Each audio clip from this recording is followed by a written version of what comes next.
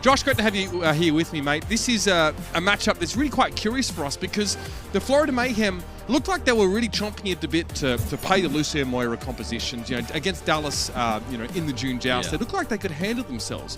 The other side, the Toronto Defiant, Aspire comes in last minute to cover for a teammate who was unwell, and all of a sudden the team's like, well, we better sign this guy in the long term because this is unreal. His Widowmaker performance especially really impressed us. But Toronto in general have been a team, I think, that have flown under the radar, even from those that were expecting great things of them. They've just slipped by as an average to maybe slightly below average team. Their performance, they peaked early, I think mostly due to a weaker strength of schedule, and now they're coming back to the ground floor a little bit. There is potential for an upset here in this game. Of course, all of the analysts predicted the favorites in every game. Shock for the first one, Mayhem for this one. But we've seen with the game that you just casted, Mitch, not every game is as easy to close out as it might seem. And you sat and watched that first game, and you had, I'm pretty sure, some pretty strong opinions about what we saw from the Shock, especially. Where are we at in terms of sort of settling on a kind of meta here as we start to look over some of our competitors? Because we've seen a ton of map dependency with these compositions now as we have a look over at the Florida Mayhem, of course, the roster that's really been spoiled, Josh. Yeah, I think when you take a look at the roster that they're fielding right now and the fact that Checkmate is in, I would agree with the desk that this screams to me that they're going for Echo Tracer, at least for the beginning. Our opening map is going to be Ilios. We've seen the Gladiators run it. It looked fantastic when they did. A lot of aggression, a lot of Winston comps. That's the kind of way that OG wants to play for starters anyway. But I did also notice, Mitch, in the exact same manner as you did, that they hinted he would be playing Doom. But if he's playing Doom, is Yaki on Sombra? I don't know. I can't align the two in my head. I feel like it makes most sense for him to be coming out here and playing Echo. It's what he's known for, it's what he played in Contenders, and it's something that the Yaki BQB duo doesn't do particularly well. If Yaki has to pick up the Echo, and Yaki's great at it, that puts BQB over onto Tracer, which isn't getting the best out of him. So that's my theory for what we're going to see here on Ilios. Florida Mayhem, it's a new look for them now, and Checkmate's debut, finally. Here's our Toronto Defiant, and I have to say, Hisu and Aspire starting the lineup. Obviously, nice waiting in the wings, of course, as well. But this roster here, I think, like you kind of mentioned, peaked early, middling results here. Sato and Michelle, I think, have decent reputations from decent teams, but this is a roster that has not really been able to impress so far. The Defiant has had so many different looks, Josh, and they're going to have to hope to find one that really sticks here in a meta that's far from settled. They do have a lot of flexibility with their DPS players, though. Aspire impressed in his debut performances for the Toronto Defiant, for sure. He really blew the doors off, even though they were in lost games. But Hisu also has been spectacular. He's been one of the shining stars for the Toronto Defiant, obviously coming off an incredibly successful season with the Philadelphia Fusion. But Hisu's your guy if you want to play Sombra, which we have seen Birdring pick up earlier in this meta. He's also great at long-range hit scan, can also play Tracer, McCree, whatever you want Hisu to play, he's your guy. He's super flexible and can play it all to a high level. So I think you're going to have to lean pretty heavily into Sato's Winston and the DPS duo if you're looking for a win here if you're the Defiant. I remember Hisu, back on the Philadelphia Fusion, which is where he made his debut, he was really talked up as like a young player that was an incredible prospect, like potential prodigious individual. When he got playtime on that Fusion roster, you're right, he played a lot of Sombra, but that team was played by far more Ritus than just their choice of DPS player at the time, and as a result, he appears in that sort of the grand finals sort of mini tournament that we have, and Philly fall over. He doesn't look like, he doesn't ascend to the heights that needed him to, but here's a chance, I guess, for the Defiant to actually push him forward as more of a seasoned member of this team, right? So many new players coming into this roster now. Of course, players like Ansoonjae comes through here. Nice, a new addition who's obviously not in to start with here. The Toronto Defiant now need to look to him alongside players like Sato and Michelle for leadership. And, I mean, Josh, the Florida Mayhem, they just looked like they wanted to go forward constantly. They wanted to play aggressively. They wanted to play fast in the June joust. It's in their DNA at this point. It certainly is. And that's because OG is at the helm. If you take a look at the compositions that they should be running right now, none of them are similar to the Shock. They don't want to be playing those turtley comps with the Reinhardt and with playing like Reaper Torbjorn or whatever, McCree Torb. That stuff is not in the Florida Mayhem's wheelhouse. It's not what's going to be able to deliver them wins. When they've been at their best their season, not just in the June Joust, but also in the May Melee, it was when they were able to get value out of Winston. Now, they did also showcase a pretty good, diverse playbook when it came to the May Melee, and that's the one that I tend to think back to more so because it didn't include those hero pools. And Mayhem made it to the tournament finals in that stage. So your expectations should be pretty decent here from the Florida Mayhem. To me, big questions are, obviously, how does Checkmate look? But on top of that too, what does the synergy look like between OG and Yaki? If you're trying to execute these big dives, how do they set that up? OG is a player that's still honestly getting integrated into top-level competition. Absolutely. And that is going to be a key component here. The main tanks decide so much of it. Our first map of this series, ladies and gentlemen, of course, will be Ilios. And these two teams are essentially neck and neck in our overall season standings. The Mayhem are 5 points with 4 wins, 4 losses. The Defiant, 4 points with 4 wins, 4 losses. Of course, as the Defiant didn't get the chance to sort of compete in, sort of our monthly finals. They fell out in knockouts in the May Melee, so they missed an opportunity to get an extra point. But in terms of record, the Mayhem as well, Mitch. Exactly, yeah. The only thing that separates these two is a map differential of 2. Very, very close. These two teams are fighting legitimately in the middle of the table, and they're both vying for a chance to break into the top 4 and to find some more of those more consistent finishes towards the end of our monthly tournament cycles. Let's have a look at what we got here. Josh Now's going to roll out with the Toronto Defiant. It might be that Sombra from Hisu, as we kind of teased. Certainly seems like it. I'm interested as to what Aspire goes for, because we saw him mostly playing long-range hit scan, but here he is trying to take on Yaki, one of the veritable giants of the scene when it comes to Tracer performances. People talking about Striker, etc. But Yaki, he's one of the best Tracers that we've seen this year. His performance in the May Melee was spectacular.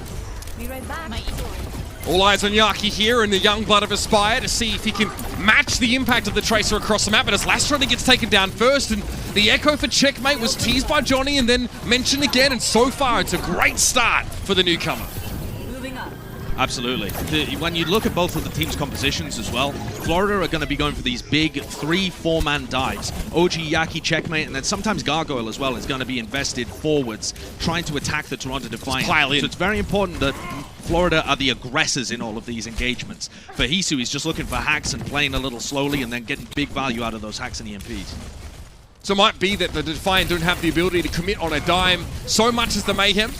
Aspire starts by trying to tear some strips off of OG here, and Michelle joins to try and pressure down that Winston, but the healing was there from Gangnam Jim. Defensive biotic grenade for OG to keep him in the fight, and now Checkmate even getting harried.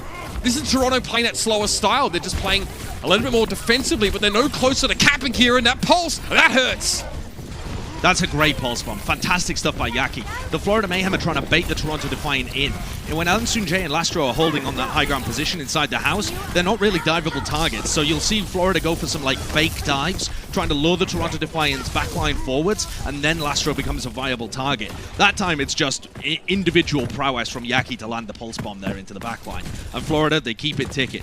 Hisu is only at 75% here to his EMP, so they still don't have those big tools available to Toronto to really crack in. And even that first fight, it was Checkmate that had to dive deep, but he got Lastro again. That's been the common factor between the 2 fight wins for the Mayhem. And guess what? Again, that's the plan. Lastro's able to dispense the nano boost over to Ansunjae. Extra durability here, and the Defiant are ready to actually stand their ground this time. Gangnam Jim has fallen. The Mayhem's proclivity to pile in with all 6 players may have hurt them as they lose Ana in the fray. And Checkmate on the duplication here will get a chance to remech after that self-destruct. Michelle is very low and is going to have to use that same ability for a chance at refreshing the mech. But the Defiant still don't control the point, Josh. This EMP might have to be used next.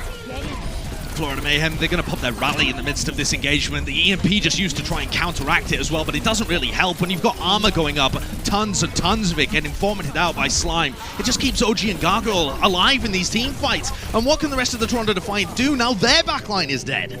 All they could do was actually capture the point during the fight to keep themselves alive, but it's really a brief reprieve.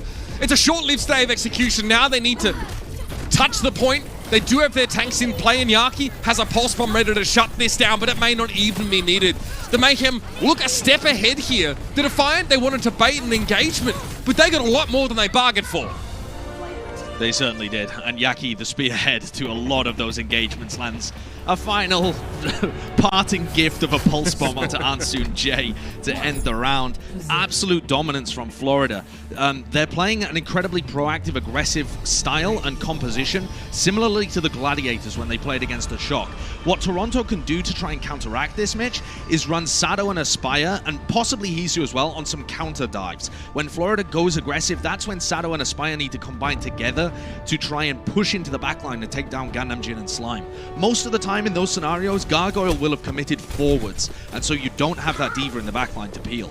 Unfortunately, that is a huge amount of pressure and responsibility to put on what is essentially a very young rookie player in Aspire.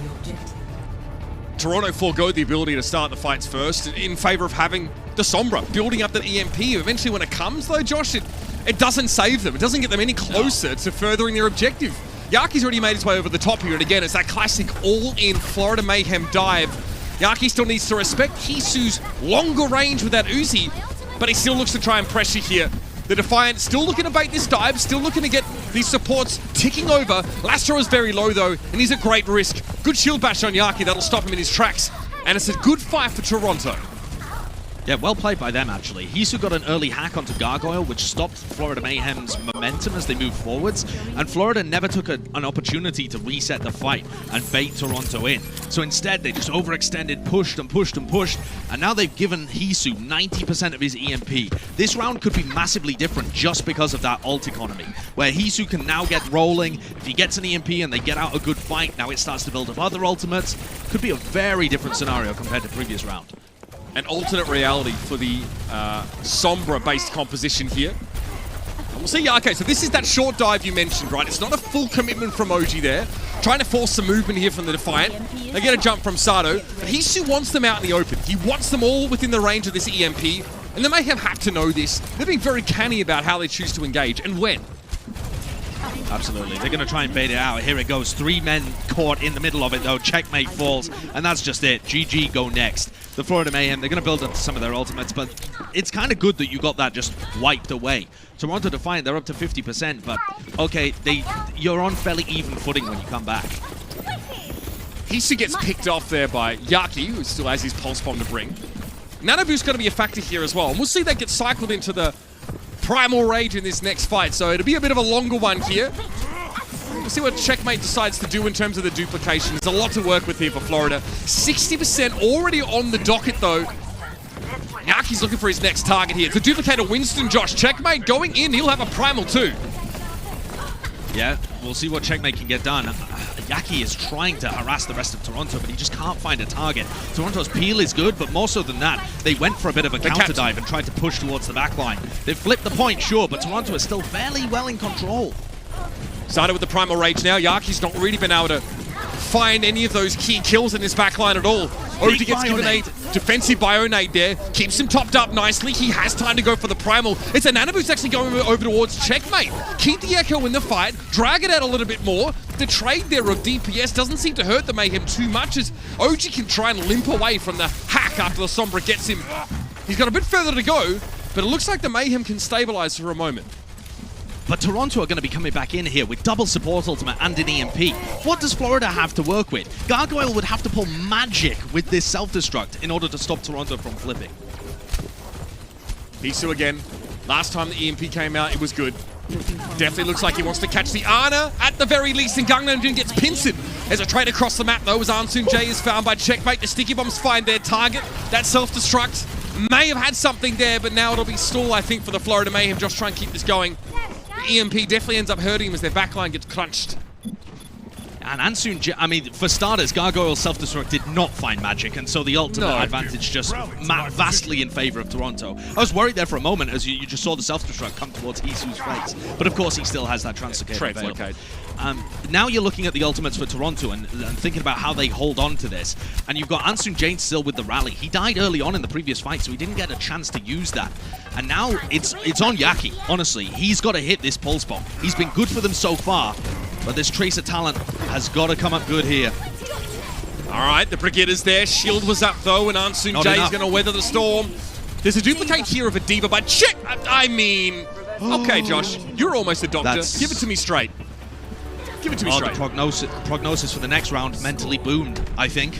Diagnosis, Yaki and Checkmate not on the objective. That's as simple as it gets, to be honest. Yaki obviously was going for that big pulse bomb play, right? And Checkmate as well is coming out the end of his duplicate too. So both of those players that are more mobile and would want to be touching the objective and then getting off it are not really... They have other priorities in the midst of that fight. Bit of miscommunication towards the end, and Toronto get a very easy win off the back of that. Now, they were still advantaged in the team fight anyway. They probably would have won it out in a long engagement, but they don't even get a chance to whiff it. Oh dear, that's going to bring up a third round here on Ilios. Then it is Ruins, of course. That's where we have to go. It will be the Yaki Tracer again. It's still the Hangzhou Sombra. It's panned out really nicely here so far for the Defiant. I get helped along a little bit by a mild foible at the end there for the Mayhem, but we don't dwell on these things. You see what Checkmate can get done on that Echo. It was a duplicated Diva that didn't touch the point either. I have some poking early on here, but OG already very low, and Gargoyle's hacked. No defense matrix. Yeah, Gundam Jin actually falls in the backline as Gargoyle got hacked too. So they're managing to turn this one around. Florida Mayhem are really trying to take these engagements a little too early in the fight, I feel. You need to wait for Lastro and Ansunjay to become vulnerable so that they can't just get surrounded by the rest of their team and get all the peel in the world and utilize the environment to be able to dodge away from you. Instead, Florida look like they really only have one gear, whereas we saw this excellent fluidity to the Gladiators play when they were running the similar composition. For Florida, it's a little one-dimensional at the moment, and they're making it a little too easy for Toronto to survive. Again, Hangzhou, 70% towards that EMP. All of these engagements at the beginning have been much better than the first. The Defiant doing a good job of keeping that backline alive so far. Yaki, even he doesn't really want to get too close, and he's kind of brimming with confidence at all times. There it is, defensive biotic grenade for the Defiant. Again, keeping everyone nice and topped up. Checkmate flies a little bit too close to the ground. That's reverse Icarus, I suppose. And Sato has that primal rage if needed, but Toronto now looks like they're really easy into this Sombra-based composition. Josh, they don't even have to use an EMP yet. They're still well and truly in control, and this is getting dragged out. Slime commits the rally here. Yeah, that is extraordinarily questionable. Florida don't have a good opportunity to turn that one around. Perhaps he's hoping that Hangzhou will force out the EMP, or rather that he'll force out Hangzhou's EMP, and that would give them a big advantage for the next fight. But as it stands, 60% with Hangzhou still having that ult, and Checkmate dies as well. Checkmate was the first casualty in that previous team fight, hacked up by Hangzhou in midair too. It's so valuable to get the hacks on the Echo, and they're often flying within hack range. But this looks devastating. Florida Mayhem do not have the tools to be able to get back in this one. And they're still fighting against an EMP. Hangzhou's got the lay of the land. Hangzhou gets the Dungeon Master's perspective right now. He may just choose to walk up. He actually reveals himself there. Voluntarily. Doesn't really matter. No one's really looking at him either way. You may as well be invisible to the Mayhem. They only have eyes for the point. And hey, focusing down Lastro, they finally achieved their objective. At least the Defiant realizes it's not worth investing any further in. Toronto spotted them a team fight there. That was appalling stuff from them. They have Hangzhou in position to be able to collapse on them as they enter the choke. I was expecting some kind of fast engagement as soon as Hangzhou comes to the rest of his team, that they've crossed the picket line. And instead... Instead, it was so ponderous. I mean, there was no life in them. Ansunjay died right at the beginning before Toronto had even taken a step forwards. Well, Josh, the Mayhem get a new lease on life. It is handed to them, but the Toronto Defiant still have a lot to work with ultimate-wise here. Getting value with the EMP is always going to be an issue. Aspire as well. He and Yaki both holding onto those pulse bombs a little bit longer. Here's the dive that the Defiant often are waiting for. It looks like the whip sets OG back, and a biotic grenade also staves him off. But it's so much easier to get value from Hangzhou's EMP if you're in the defensive position. Aspire with a great pulse bomb though, and Michelle ate up Yaki's. Bit of Tracer diff there, or Diva diff as well, towards the end of that. And Sato's got the Nano Boost applied onto him. This is looking good for Toronto to reflip. Now, pretty anticlimactic there at the end. It's a nice stick getting rid of the Brigitte.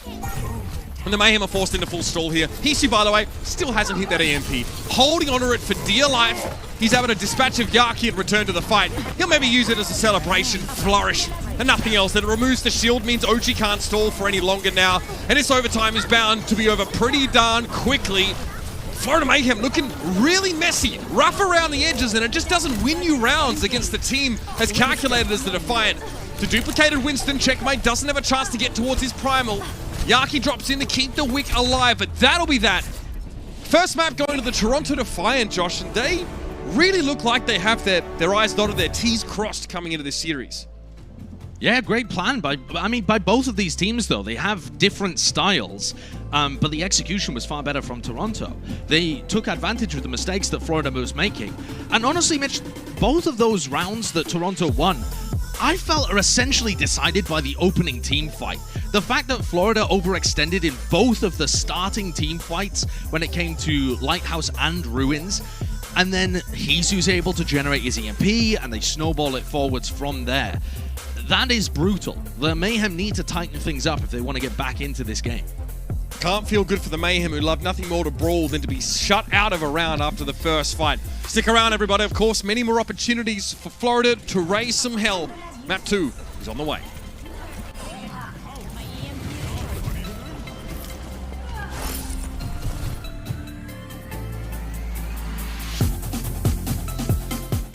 The Overwatch League is brought to you by T-Mobile, America's largest and fastest 5G network.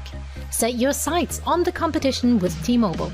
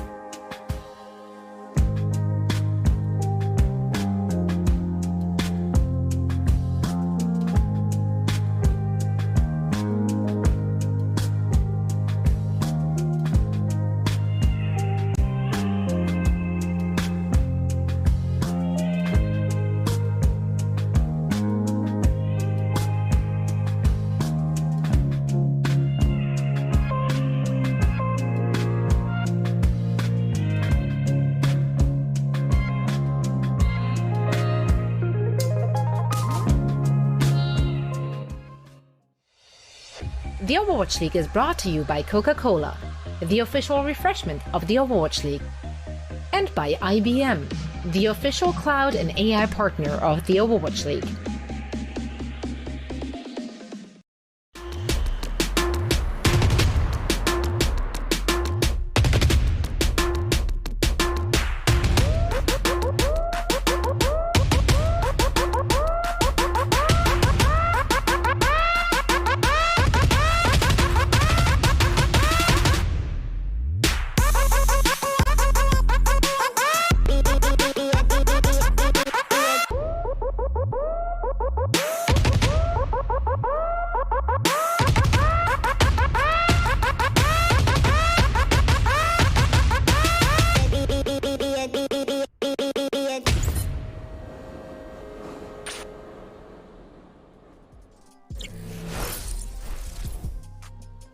And here is Michelle, of course, the subject of today's Player Resume presented by Indeed. And you may recall, really quite a factor on that Seoul Dynasty roster.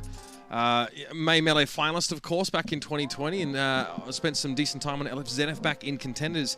Obviously, you know, you talked a little bit, Josh, about, you know, Michelle being a kind of player that, you know, the Mayhem had to try and play around, right? Just try and, you know, avoid him and really get into that backline. But it seems like he and the rest of the bulkier targets on his team do a great job of keeping Lastro and Ansun Jay in the fight.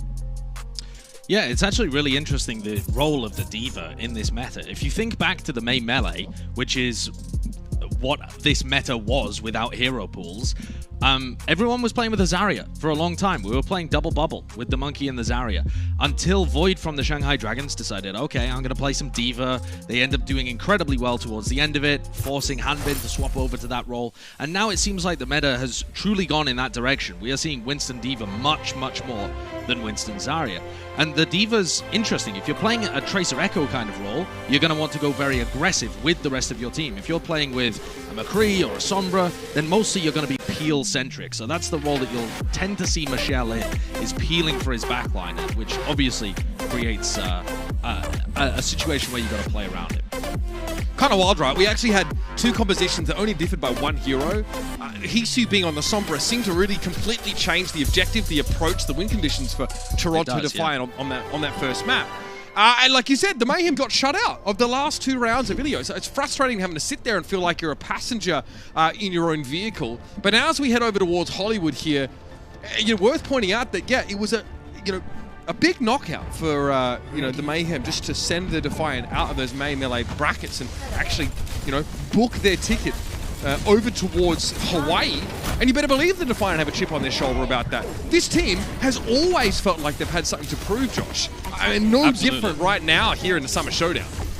They totally have. This year was supposed to be kind of the redemption year for the franchise in total, to be honest, because they haven't had the most successful couple of beginning years to the franchise. And so now getting in these big names like Sato and Hisu from a fantastic team, the Philadelphia Fusion of last year, the expectations were relatively high for this squad. Quick note as well that BQB has come in again instead of Checkmate now, so expect to see him playing either the long-range hitscan or the Sombra, two kind of archetypal areas that he's fantastic at. So we get mirrored compositions here. The Defiant obviously playing the same thing that we saw on the previous map. Sombra in tow for both teams now.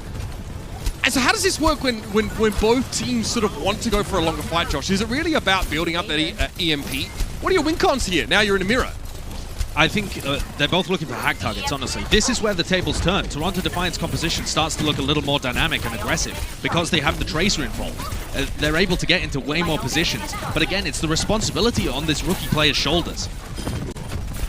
Looks like he can handle it. Nicely done there by Aspire. Working that staircase, and the Florida Mayhem's defense is going to be pretty quickly unraveled. It doesn't really seem like anyone's looking at Aspire until it's too late. There was also a phenomenal Bionade in there from Lastro. It caught onto 4, maybe 5 players and just crushed the Florida Mayhem. They, again, just a passenger in the vehicle of their destiny there. Lastro was making all the decisions. It's crazy taxi, baby. There's a sleep as well onto Aspire, and they destroy him afterwards. So, okay, that's going to stop the momentum a little bit. How does he not get away from that? I mean, you'd think that he gets woken up. Maybe they timed that perfectly, but I thought you could recall out of that. Yeah. Damn. Sombra not known for the burst damage, but BQB and Hisu, they are neck and neck in this ult charge.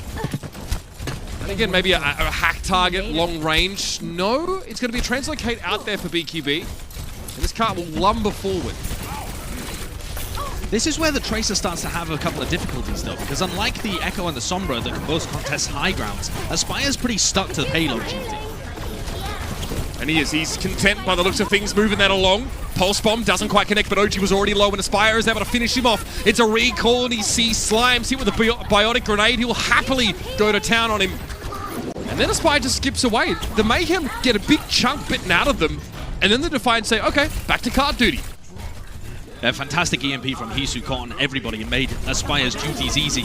But now it's the Florida Mayhem's turn, and they backline EMP. The whole backline gets hit with that absolutely brutal stuff. Sticky bombs on towards Lastro, but maybe the turnaround could be here. Michelle was able to get onto Gangnam Team either way, and the Defiant are channeling the aggression that was absent in map 1, and they're looking better at it. Despite getting, huge EMP, they go forward. Toronto can't really contest high grounds here, and the Florida Mayhem, Yaki was forced to... Yaki got a nano boost while he was playing Echo there, but got low, was forced to duplicate, and the only target he could see was Hisu. So they had an extra EMP, but obviously does nothing there. And now Toronto, they just go super aggressive onto this backline. Gangnam Jin, he was hacked up, couldn't give the Bionade over to Slime, and they crushed Florida Mayhem's high ground defense. This goes from bad to worse. It feels like the Defiant just took their foot off the gas because there was a duplicated Sombra and they feared the threat of another EMP potentially. But now they're back in the fight. 3 minutes 24 on the clock. This is starting to be quite a brisk affair.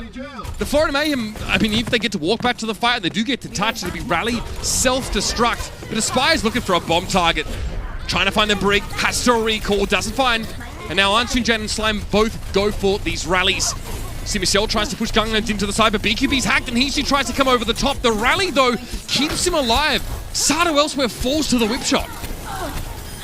Hisu getting nano boosted in the middle of that too. You do not want to see the nano boosted Sombra. Mistakes all over the place here as the Toronto Defiant slip into their 3rd minute of time bank and Florida regained control.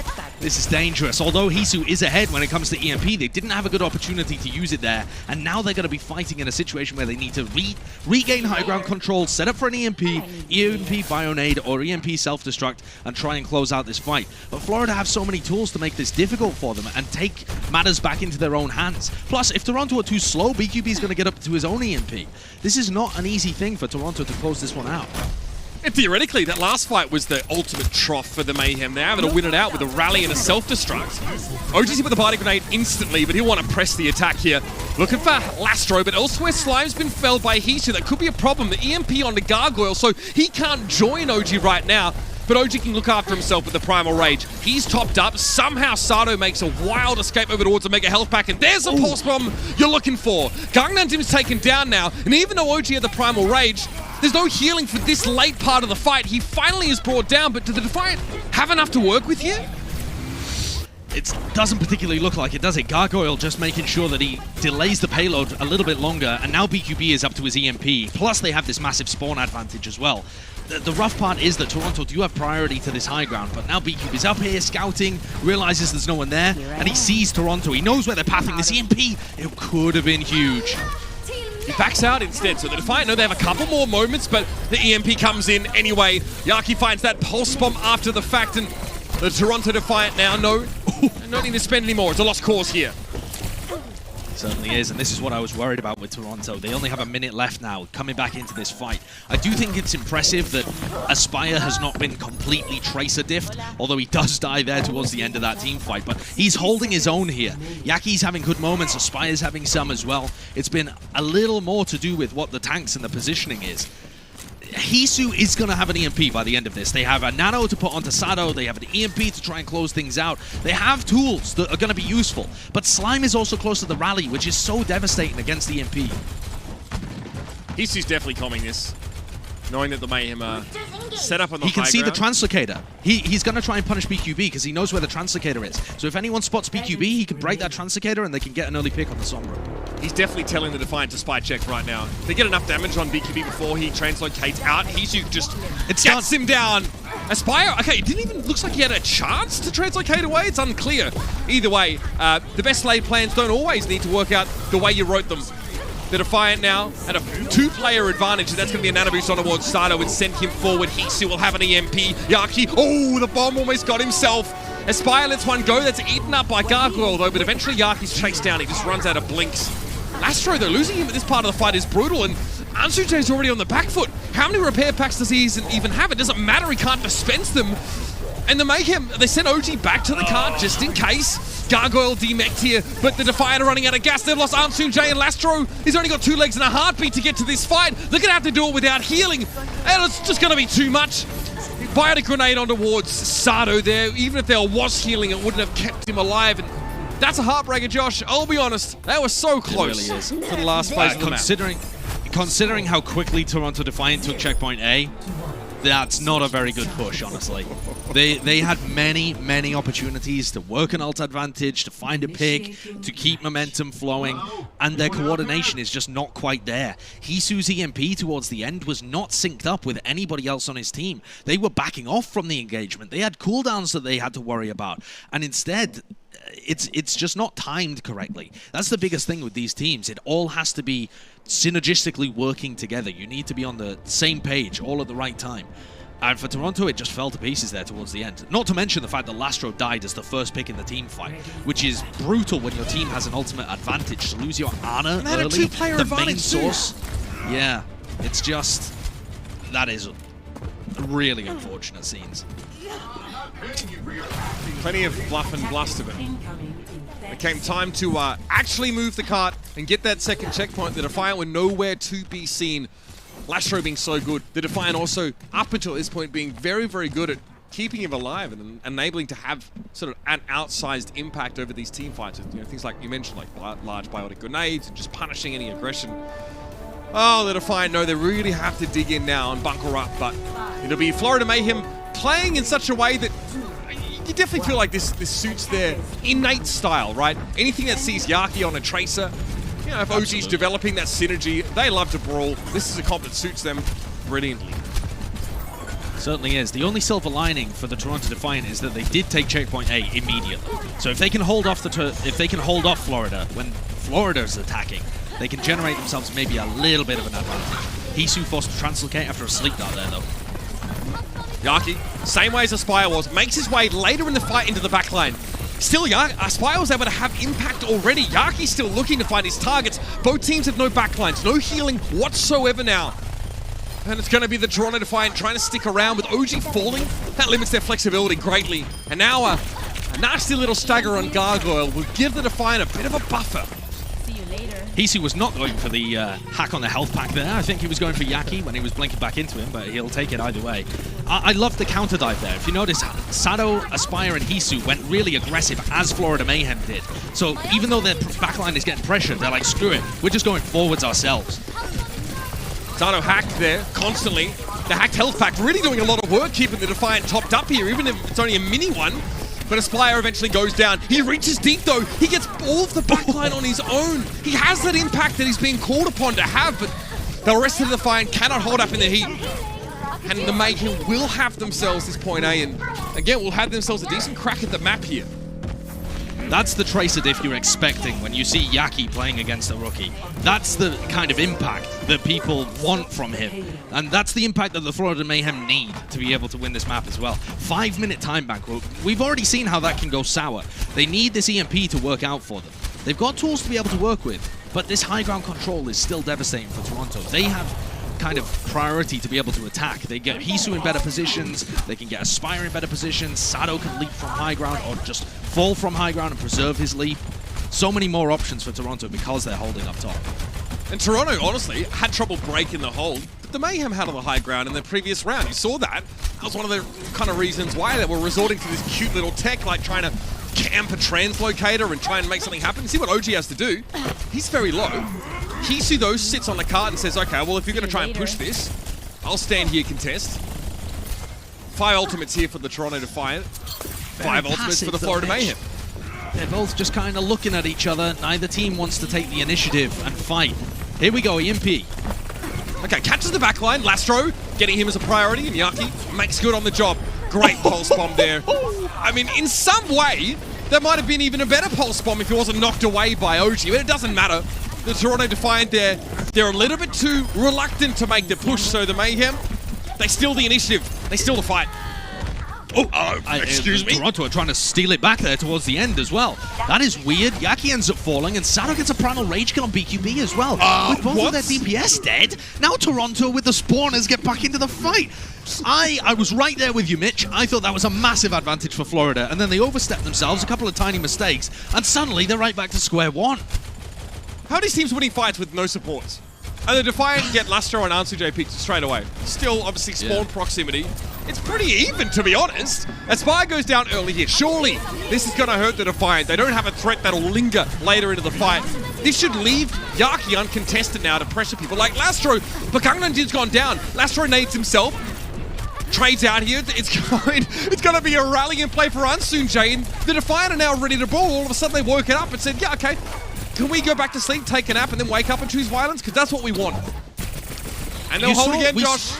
Yeah, we saw that team fight from Yaki's perspective, Mitch, and he was absent from it for so long. He only came in towards the end just tickling Lastro and forcing him into OG. That's not enough impact in the fight. And it's not because Yaki was bad there, it was just because he was late. It's about timing, and Mayhem's is off. Both of these teams are a little off here. But now Toronto's got another opportunity to get in the driver's seat. They need to attack before BQB can set up for this EMP. Lastro with a gargantuan target painter on his back as usual. Yaki checks the higher ground, sees very little. Sado opts not to perch there for the time being. Ooh, there it is. Slime picked up by Aspire. Now, there's an EMP. There's really tons to work with for the Mayhem. And they go for that EMP here, but Sado's so healthy, he doesn't mind too much. And there's another trade. There's no healing now for Florida. Oh, Yaki actually does manage to get the kill onto Sado towards the end, so this might be recoverable for them. I thought that EMP would be appalling, though, because Toronto had the tools to be able to outlast it. They're still going to be able to defend here. They can put a nano boost onto Sado, build time for Hisu to get up to EMP, and if Florida get wiped here, this is going to be really hard for them to get back in. Lastro needs to push out if he wants to get line of sight on his tanks here. That's going to be risky, especially with Yaki constantly annoying him, but Sado got the nano, exactly. That'll give him a chance to build up to the next primal if there's enough time for that. The Mayhem are trying to disengage here. Gangnam-jin might be caught, but Ansun J is going to get picked up, and Slime's the one that gets a nano boost. Oh dear! Go to jail, Aspire.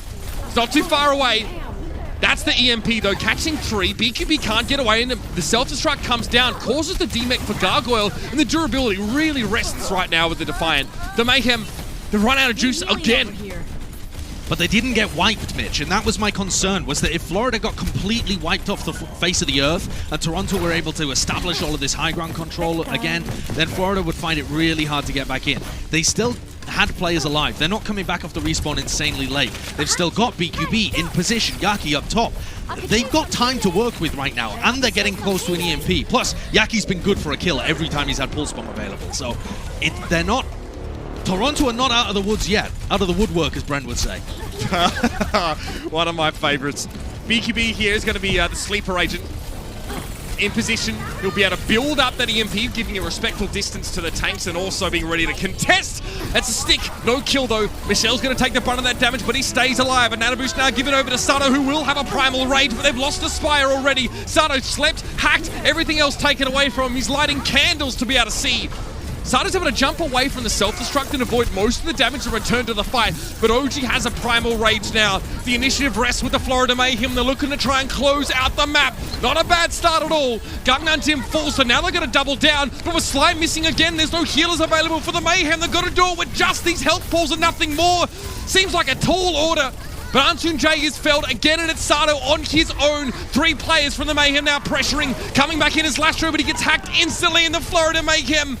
They were molded and born into this kind of game, this kind of play style, and they exemplify it here on Hollywood.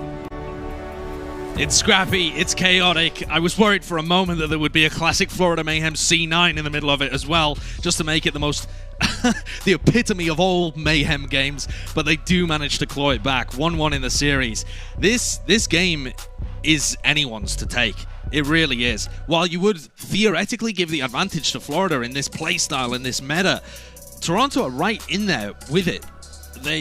There's a fine line between these two teams, and I think it's about fixing mistakes as they head towards the second half. Completely different match than what we saw earlier on today. This is two teams that want to play similar styles here, and the win conditions are vastly different. Stay with us, ladies and gentlemen, as we watch this wacky story unfold with map number 3 around the corner. It's a tied series between the Florida Mayhem and the Toronto Defiant.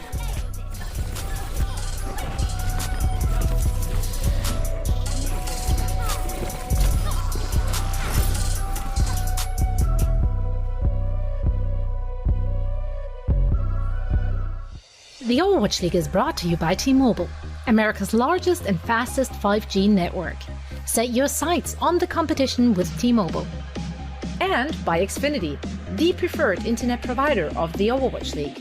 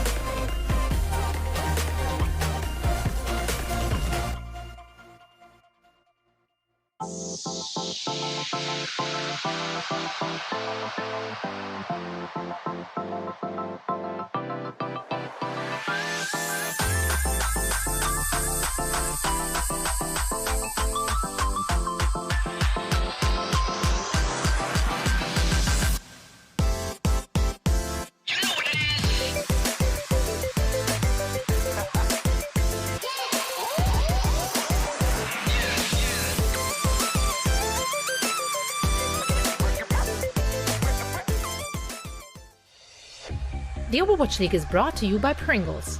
Stay in the game. And by NetApp, the official data management partner of the Overwatch League.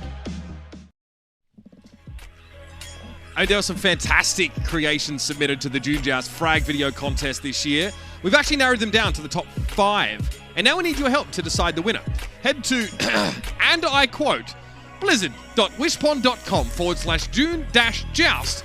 That's blizzard.wishpond. I'm not going to do it again. By June 26th to cast your vote for the winner of the $3,000 grand prize. And you know what? We'll even give a reward to anyone who can remember the link to even get there and vote. We've had everything here on the broadcast so far. Josh has, he is fulfilling his channel point reward requirements. We've seen Traces go ham. We've seen ridiculous Sombra compositions here. And you can see our power rankings with IBM Watson. Yaki sits nestled snugly at number 10, but I mean, arguably, Josh, this is really before, this month we expect to see a lot more Tracer play, a lot more chances for Yaki to shine against this sterling roster. Yeah, and I would even say that Yaki's a little underrated here by IBM Watson. Far from me to question the all-knowing, but I would personally rank Yaki much higher when it comes to his Tracer performance this year. Specifically, I think Yaki's been a beast. His performance in the main melee was fantastic. The thing with Yaki is, not only does he fulfill his role within the team and get all of the, eliminations he's supposed to, but then there are many team fights where he will just take the game into his own hands and he will win you team fights. There are a lot of Tracers that do their job fantastically and contribute to the team as a whole, and that's all that's required of them because their team outside of that is really, really good, and that boosts them up the rankings. For Yaki, he's on what the record would show to be a bit of a middling team in North America right now, 4-4, but the magic he produces on Tracer is very rarely reproduced by other people. And it's those moments that, in fairness, the Mayhem rely on to get themselves over the line in a chaotic second map. Hollywood is just, it's frankly bonkers. We see both teams offer Sombra-based compositions now, but the way they played it is weird, right? Hollywood, we don't even get to see the last phase of the map.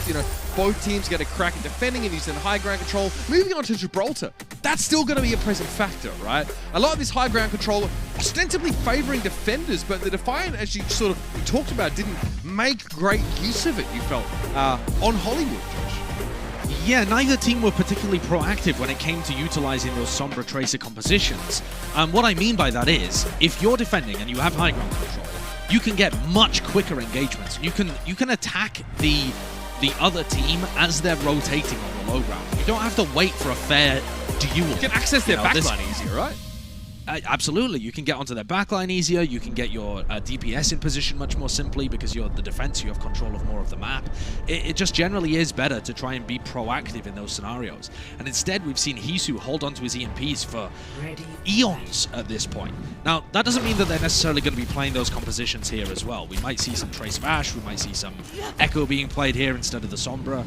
Both of these rosters are pretty flexible. And Gibraltar, it normally favors long-range hit scan, at least a little bit. So I would not be surprised to see, Hisu play McCree, or maybe trying to play the Ash with Ansunjae moving over to Mercy at some point.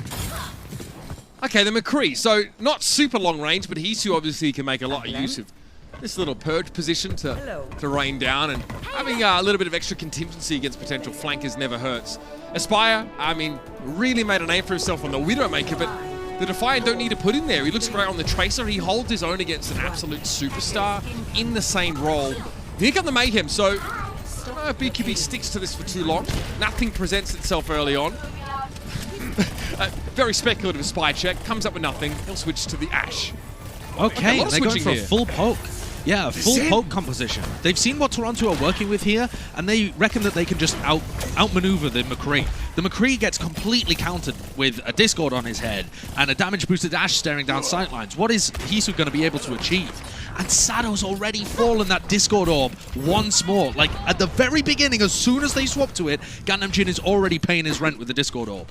He got absolutely rotisserie, mate. The body block was there, I think, from OG. Just didn't let him go. Aspire getting rolled, and that's the damage-boosted Ash in play. I don't even know if it was a Discord orb required there. Tracer just doesn't have the health anyway. Doesn't matter. BQB hits the shot, you're dead.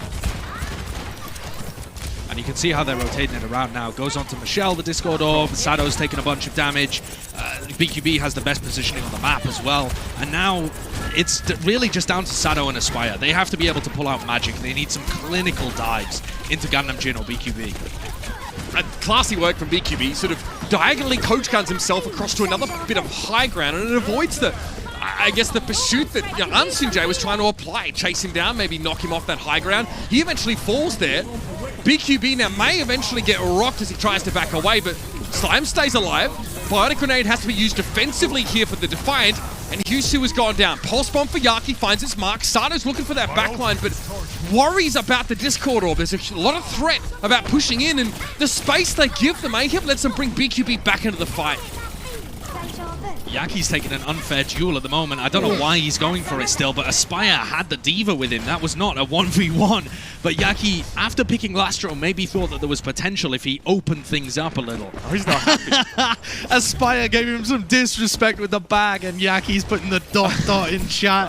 I love that. Okay. I mean, Aspire's like, what? I mean, everyone does this in the league. I'm not the first person to do it. You might be the first one to actually get a response, though, in chat at the same time. All right, well, he's his idols. He's got Yaki's blood up now.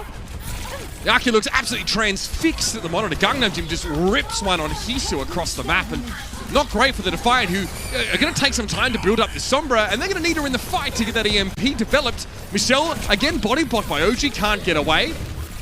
The Mayhem making some magic happen with his Wrecking Ball comp, but they haven't capped yet. They need to just nudge it over. Oh, God. Oh, dear.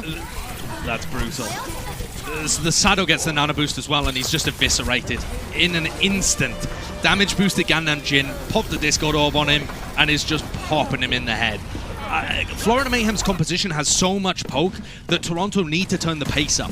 You have to be able to get good dives, sometimes with 3-4 people, onto Gangnam Jin, onto BQB, to shut them down. If you play slowly, Florida have way more damage output than you do. So they're really turning the screw on Toronto right now. They've identified the weakness is Toronto are slow. And so we'll play a comp that works when Toronto just give us this time and space. Not even they are slow, they want to be slow. So it doesn't even matter what comp the Defiant are playing, their tendency always seems to be just to stick around a little too long in the Mayhem and say, well, we've got just the thing. Gargoyle trying to push in here. Dangerous territory for anyone to be in right now, but the Gravitic Flux, everybody on the Defiant gets caught, and Natsunjae has to go for that rally. Gargoyle sees the Transcendence in play from Gangnam Jim and decides to move forward. The Defiant have nowhere to run. The pressure, it just keeps coming. Michelle, Aspire extremely low on health, and Gargoyle gets a lot of value from those hyperspheres. Sato absolutely rocked and socked, and a Discord orb on Michelle means that mech that's short-lived. Fantastic play there by Gargoyle as well. When Florida didn't capitalize immediately on all of that damage that they were doing, and Toronto stayed alive for perhaps a little too long, I was getting worried. But Gargoyle plays around his shield and his kinetic grasp perfectly, never giving the Toronto Defiant an in back into the fight. And now with 3.5 minutes in the time bank, what do Toronto do? It's obvious to me, looking from the outside, that they need to turn up the pace and play aggressively with this EMP, but they just haven't been doing it so far, Mitch.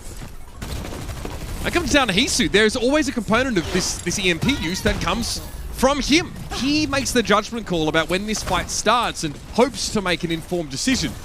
And he's asked Translocate out there, because I'm pretty sure the Mayhem just spy check with the Dynamite and find him. Oh, yeah, Aspire.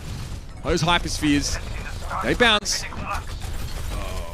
This could be devastating. But they're giving them so much time to find win conditions before Hisu uses EMP. Why not just go for it? Still waiting, by the way. Sato in Primal with a Discord on him, can't get away. BQB fights the headshot. I mean, that's got to tilt you, Josh. Waiting for that Hisu EMP, saving it for map 5 maybe. I don't even know if they'll be able to get there at this rate, because Gangnam Jim strikes again and Aspire is down. The Defiant are getting mashed. Is Hisu's keyboard broken? Is his keyboard broken? The Toronto Defiant are not setting up for that win condition at all. It's the largest advantage that they have to be able to halt the Florida Mayhem's momentum, and they're just not doing it. Do I need a channel point redemption for Hisu to press Q? Is that what we need here? I don't understand. And it's not necessarily just Hisu as well. I don't want to say that all of the blame is on his shoulders, because the team clearly has this style and this comm that they're waiting for something. I don't know what they're waiting for, though, Mitch. I simply don't know. But it can't just be Hisu holding the rest of them hostage. That's not the way that teams function. But somebody, the brain behind the Toronto Defiant, doesn't want to use that EMP. And I would love to know why. Absolutely. I mean, we see Hisu waiting with it. He translocates away. And then, skip forward a few seconds. Sato is discorded in Primal Rage and taking 978 damage. The Defiant is still like, no, we're going to wait on this one. I mean, it's either an ironclad willpower, you know what I mean? Like this absolute unwillingness to be shifted or being subject to the chaos that the Mayhem often bring, but he never used the EMP, so Yeah, and Sure. you can say stuff like, all right, maybe he's holding it to play some mind games with Gangnam Jin. It's more common when you see a Lucio on the field, but Gangnam Jin also has that the transcendence that he could work with. You know, maybe if we saw everything from Jesus' POV, maybe he was trying to do some elaborate bait play, trying to get the trance out of Gangnam Jin or something. But the whole of Toronto are just passive. They're not even passive. They're absent from the fight until the conclusion of something that we're unaware of. Sato very lucky to get away there. Took a ton of damage for a very short stint in line of sight. That's what you get with this poke composition. It is absolutely nasty.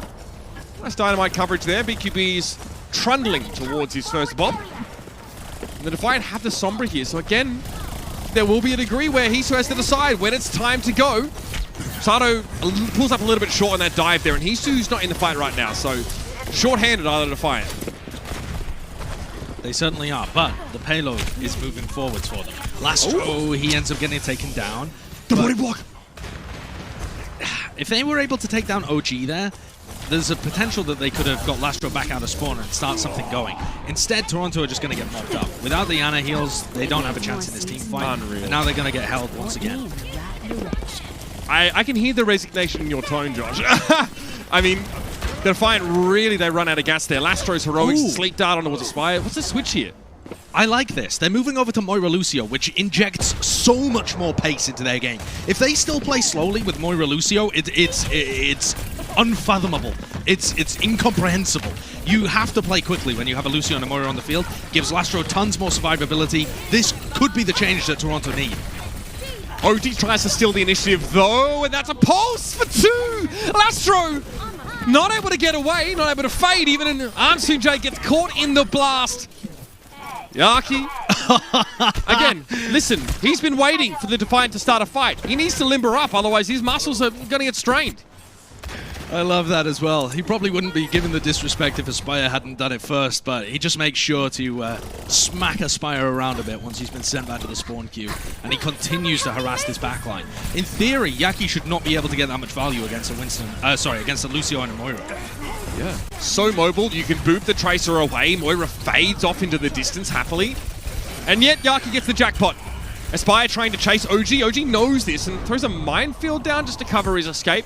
Aspire looks a bit mollified there. He has to go back up to the high ground and try and find Gangnam Jin, and he's forced to recall. Gangnam Jin's been pocketed. What a threat in the damage category is this Zeb. Yaki has torn the place up. There was a Discord orb onto Ansunjae. He goes into the backlines and he finds that pick. And then he collects 3 more afterwards. Yaki's been fired up. I think Aspire just got inside his head and Yaki decided to make sure that Aspire knew his place. The Tracer diff is definitely starting to show now. That's the risk you take, that your opponent just sort of turns up and gaps you. OG on the Wrecking Ball has, again, been having a field day here. Really hard to chase him down. Yaki sees Aspire extremely low. Aspire wants to get close and use the Pulse Bomb, but Yaki's always intersposed between him and the rest of the Mayhem. Okay, not bad. Looks like Slime and Gargoyle there. He's been EMP'd by Hisu, but the follow-up's just really not available. And now the Mayhem are ready to fight once more. Gangnam Jin may be down, but that's not the lion's share of healing. Yaki can stall the cart, hold Bomb here. Bob also going to protect BQB as he's forced away onto the wrong side of the map. The Defiant look like they're making some progress. Yeah, the Defiant exchanged the EMP for the Transcendence, pushed back in with the Coalescence, and they're able to find those picks. That's actually triggered some changes from Florida as well. Gargoyle moving over, Gangnam Jin moving as well. So now Gangnam Jin's playing the Ana here. Not again. Not again. They're trying to clean things up. OG actually gets Michelle with the minefield after the D-suit there. With Lastro going down, Angeles may have to sound barrier in a moment to keep things going. Cute from Yaki, tried to force Aspire to walk out into a pulse bomb, and it didn't quite play up, and Aspire gives him a backhand for his trouble. OG now in classic Wrecking Ball Storm mode, the old Luigi. That Matt didn't believe me. I'm like, come on, you're Italian, mate. Either way, Gargoyle D-suited, Wrecking Ball trying to keep things going here, but no chance for a res for Slime. Then Defiant, look at the keep playing the video game. For the record, I don't believe you either. Unreal. He's who's close to another EMP, and I want to see how active Toronto Defiant are at making this work. The Florida Mayhem have swapped back over to a very stable kind of, it's double bubble except with the without the extra bubble. It's an Ana Brig backline, though. It's pretty similar to what Florida would be running in the main melee as well, except Gargoyle over on the D.Va. So now, how do the Toronto Defiant work against this? They don't have those easily diveable targets anymore, like the Zen and the Mercy in the backline. So now they need to get value out of Hisu. Well, not a bad start there. Guangzhou gets caught up. Hisu's able to extricate himself from what was definitely going to be a bloodbath, but sure enough, that's what it's devolved into. However, the end result is the Defiant in a decent position to move up, but no Lastro means that Michelle isn't going to be getting any large throughput healing applied to him, and Gargoyle is able to shield Yaki until Aspire goes deep, chases him down. I love this as well. Aspire's really taken this challenge on board. The last couple of times, the Tracer battle has gone in his favor. Yaki there with a defense matrix, but Aspire just comes through and clips it once more. And Yaki's really trying to get a lot of work done for his team. Hisu's still holding on to this EMP, by the way. A minute left. Here it comes. On to 4, that's a good connection. OG and Gargoyle both grounded, and Gangnam won't have the protection, but still, that's Yaki. Just as you mentioned it, he fires back up, and notches another in his column in this Tracer duel. Luigi's being given out left, right, and center, but the Pulse Bomb gets eaten up by Michelle. Primal Rage from Sato means that he's given a wide berth right now for the Mayhem, but wow, Nanabu's on towards Yaki. You can really see where Florida's bread is buttered right now. Still trying to pressure this backline, and finally Lastro is brought down. So difficult for Yaki to do his job here, but he gets it done. He gets a little bit of armor as well from Slime, who's rallying, and this is where the Mayhem break back into the defense. And the Mayhem here have showcased on Gibraltar a much more thorough understanding of the meta, I would say. Because the fact they're versatile enough to be able to play Ashe compositions, to be able to play full ball Zen poke compositions, and then go back over to this to counter the Toronto Defiant's Moira Lucio, it's great. It's utilizing the meta to your strengths. And Florida, they're on the verge here of shutting Toronto out and taking the lead in the series. Yaki wants to force an early fade from Lastro. They'll get Ansoon J though, which is a great start. He was looking for his next sound barrier. Okay, overtime will be secured there, but Lastro eventually goes down. He ran out of defensive cooldowns. It was just a matter of time. The war of attrition now is always one that Florida seem to want to take, and in a pitched battle, it's the Mayhem that come out on top on Gibraltar. Such a wide array of different compositions. Building a team like this, Josh, like a meta-agnostic one. What a great time to be that kind of team now, with no hero pools, where you can switch between a poke comp and then a dive composition with equal ability. That was one of the strengths of Florida when they actually beat the Toronto Defiant to make it to the main melee in Hawaii, was their ability to play a variety of styles, the dive, the rush, and then the poke comps as well. Gibraltar was much tighter from Florida if we consider the series overall. They're playing their best and they're playing better as the series continues. So if that trend carries on, Florida are in a strong position to be able to close this series out. Quite the match on our hands, ladies and gentlemen. Two teams in the mid-table playing like they belong in the top 4. Let's see, though, if the Defiant can outlast this barrage from the Mayhem. Map number 4 is just around the corner, and it's match point for Florida.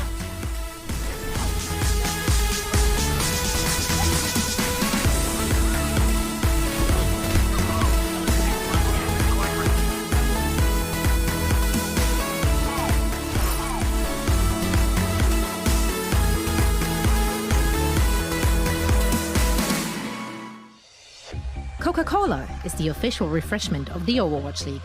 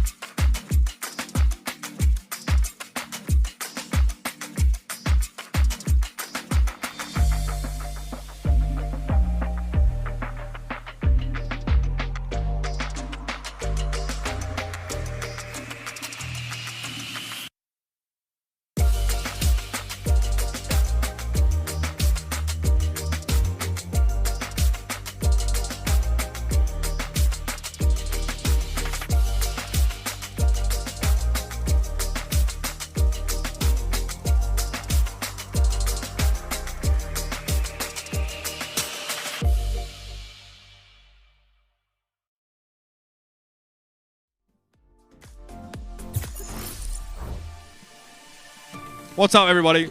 I am still what's here. You can't see me. Yeah, I've done a disappearing. Everyone is abandoning me. It's actually Everyone so bloody hot in my garage that the camera's just decided to strike. Sorry, yeah, but I am here. I'm just a disembodied voice. You've got much more room to work with now, at least. And I know you're a bit on physical comedy, Josh, so I've just given you... Oh, well, unlucky. Yeah, no, it doesn't quite work, does it? It doesn't quite work due to the limitations of green screen technology. Look, Aspire's also disappeared as well. It's not just me, you know what I mean? It's just heating up out here in general. This has been quite the series thus far, Josh. Florida, though, kind of showing us that, hey, they got a couple more gears to show, and the Defiant looking like they're maybe starting to run out of options, and they read to the bottom of the script, and there's no addendum for them on Gibraltar.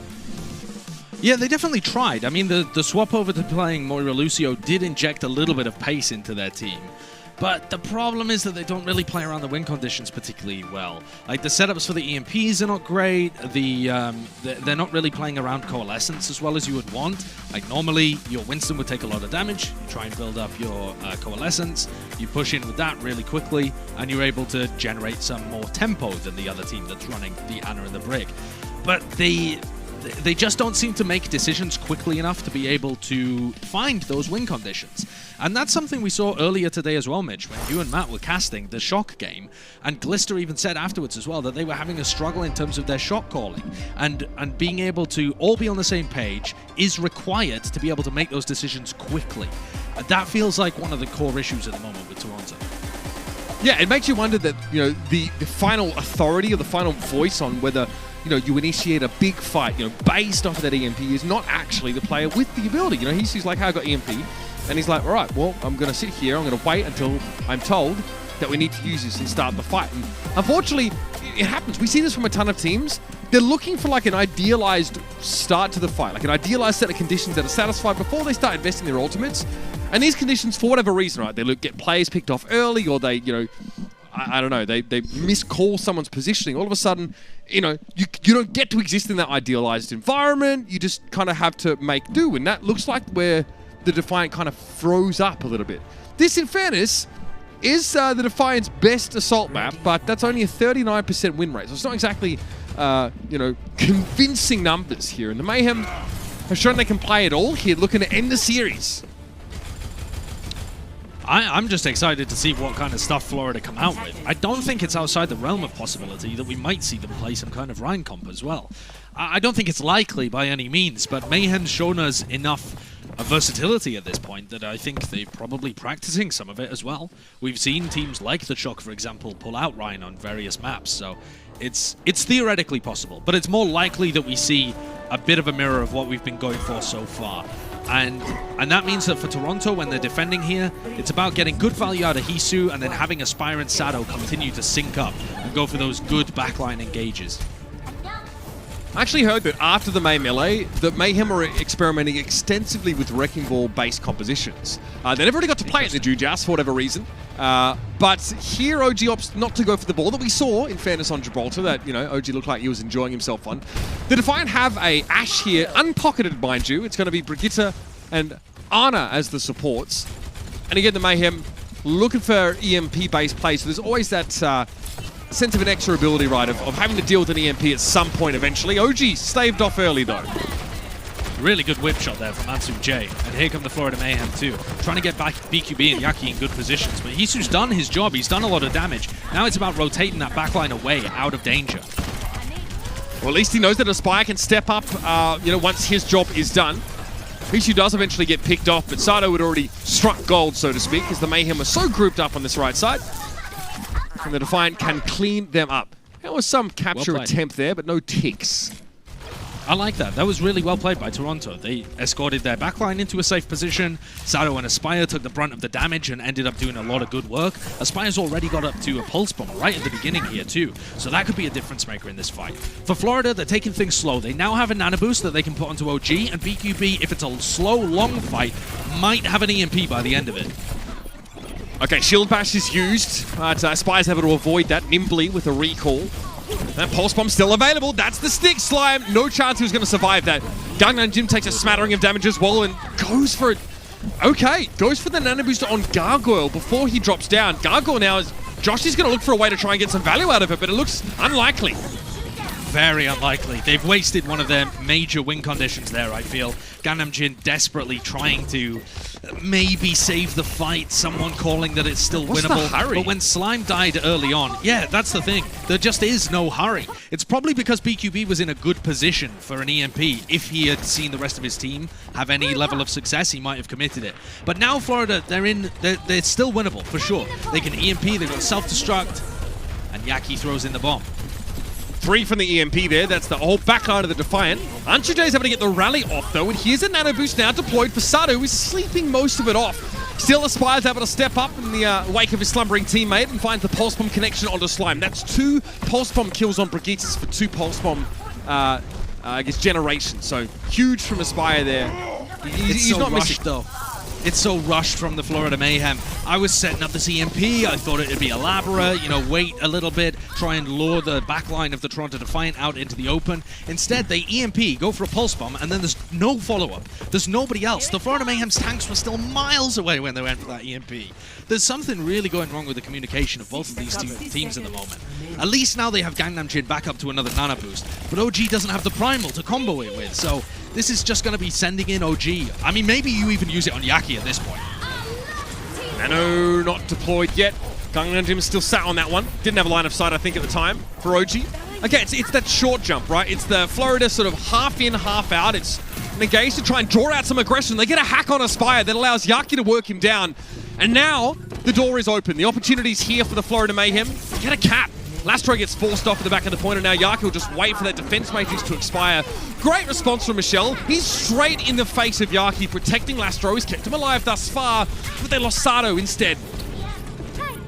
Toronto are not in a good position here. They might go for one desperate recon test, but it's not really going to work out. Florida are in the driving seat. Yaki takes down Aspire, and they have so many ults to be able to work with too. This is over at this point. And now Florida, you're thinking about what kind of ultimates they have to continue the snowball. Gangnam Jin, you normally use Gangnam Jin's ultimate to enter into an area. And instead, Gangnam Jin has saved that same second nano boost until checkpoint B. I don't understand why both of these teams are being so conservative with their ultimates. It's not a normal way to play, but it has benefited them here. At least puts him in a position where OG can generate another primal rage if he gets the nano boost, especially now with Sato and Michelle unable to really do too much to help their backline. The EMP hits both enemy tanks, but Aspire gets nano boosted by Lastro just to keep the Tracer alive, keep that mobile threat in play. But Anshu J is finally brought down. A big stuck, but it's a trade for Aspire. All he can do is give up his life to get rid of Gangnam Jin. Is that enough here? It probably is, Mitch. I think OG's Primal is fairly desperate towards the end of this. They do have a rally as well that could provide some sustain. Oh, no, they don't, because Slime dies at 99%, and now that spawn advantage is going to be crippling for Toronto. Aspire on Tracer, a role that we haven't seen him on so far yet. He's mostly just been playing long-range hit scan, but in this match, he really has put in the work. That pulse bomb maybe doesn't look like the biggest thing in the world, but taking out the Ana when Florida had the entire map control, that is brutally good. We might be watching a temporary contract turn into a red carpet here for Aspire. He's been matching Yaki's impact over the course of this round thus far, and we have top flight flex supports, Gangnam Jin and Lastro going head to head. The choice of Nano Aspire just to keep him in the fight after getting EMP'd. Turns out it pays off. BQB, oh, just able to get away, Jost, only just. Where was the headshot there? That's a bit of a whiff from Hisu. Hopefully that doesn't come back to bite them. Minute and a half on the clock for Florida, and BQB is allowed a lifeline. He can generate more and more of this EMP. Yaki with the bomb. Sato making the dive in there. Looks like he gets whip shot pretty early on, and straight away Slime pops the rally that he was so close to using in that previous fight. Aspire has to recall here, and that self-destruct now makes things a little bit dangerous. Look at all the Defiant, the corral to the back of the point. This lets OG step forward, gave Yaki the room to chase Aspire down after he was forced to recall away, and it's a perfect EMP. Catches 4 players on the Defiant, lets Yaki just reach a little bit deeper now into the gizzards of the Defiant and try and twist the knife. 45 seconds left in the round. Aspire, yep, shield bash, and he can't get away from that one here. They cut it close to Florida. Again, this will be 2 ticks and some for them now as Ansun J is hacked as he tries to move to the point. Lastro worked down. Hisu has to rate to get to the point in the first place. And eventually the Mayhem will have their prize. They cut it fine though.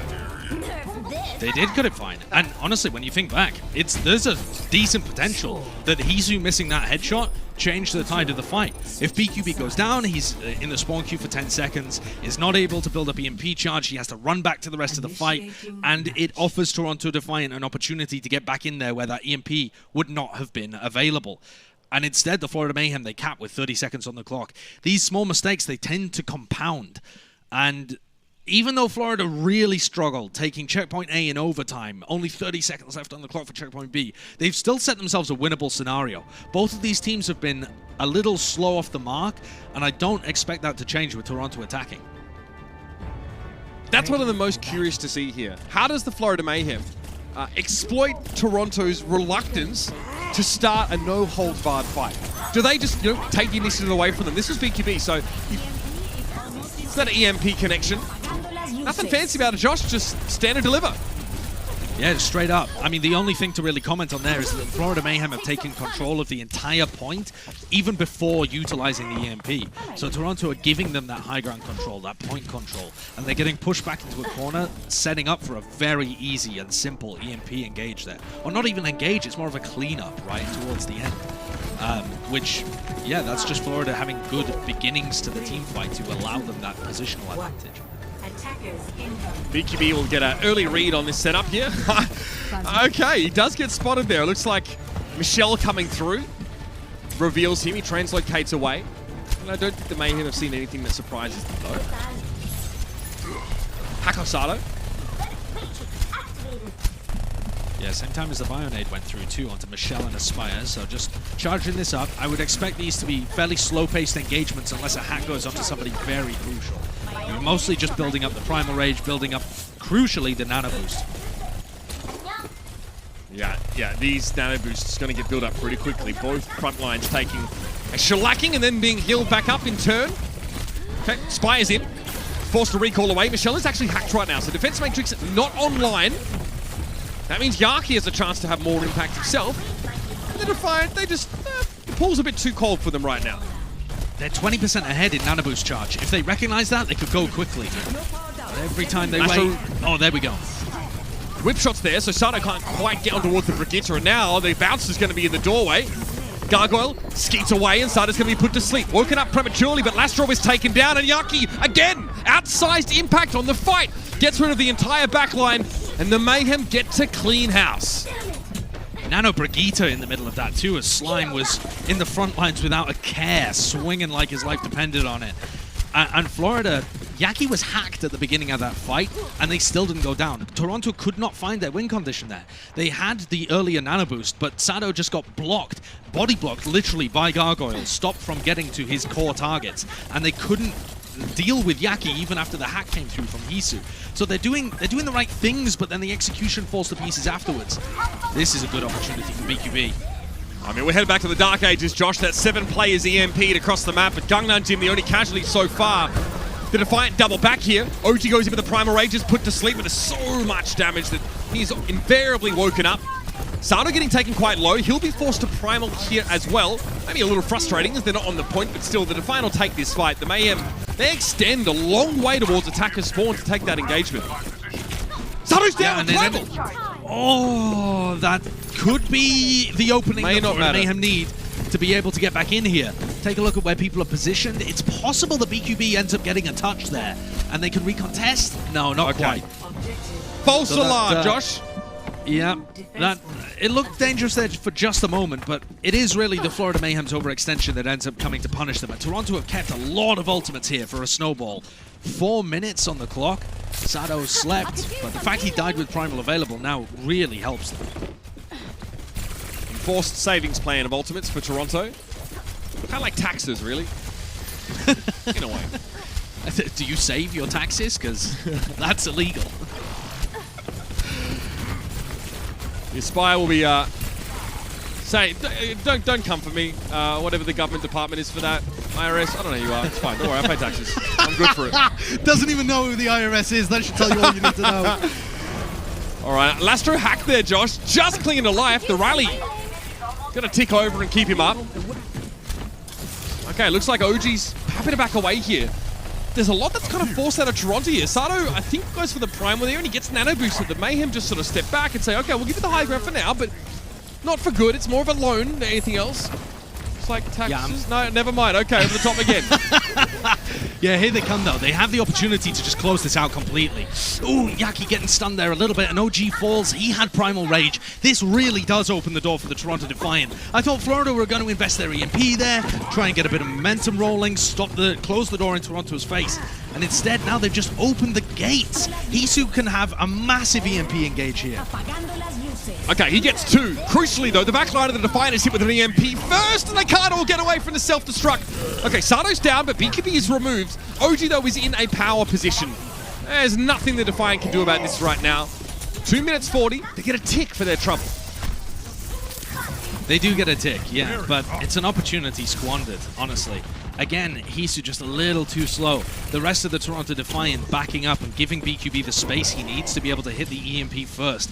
I want to see Toronto take the initiative, be proactive, be the first team to EMP, take that space and try and put Florida Mayhem on the back foot. Make your bet. Both of these Take teams control are of your life opportunities. circumstances. Eat healthy food. I know. But really, I'm inspired. Yeah, it all starts with that EMP. Yaki playing to the fringes of this fight. Definitely respecting Ansung J, but not after he's unable to heal. Zada's got nowhere to go. Yaki now getting to clean up a little bit. He didn't have to use the pulse bomb.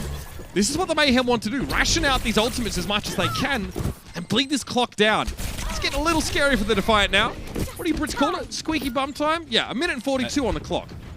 Definitely is. This one would whistle. 1 minute and 30 seconds left for the Toronto Defiant, and they are on the verge of being eliminated as well. So for Florida, I mean, they have all the tools to control how this engagement works. They're ahead in terms of the EMP charge as well, so even if it goes poorly, they've got spawn advantage and can come out with the EMP afterwards.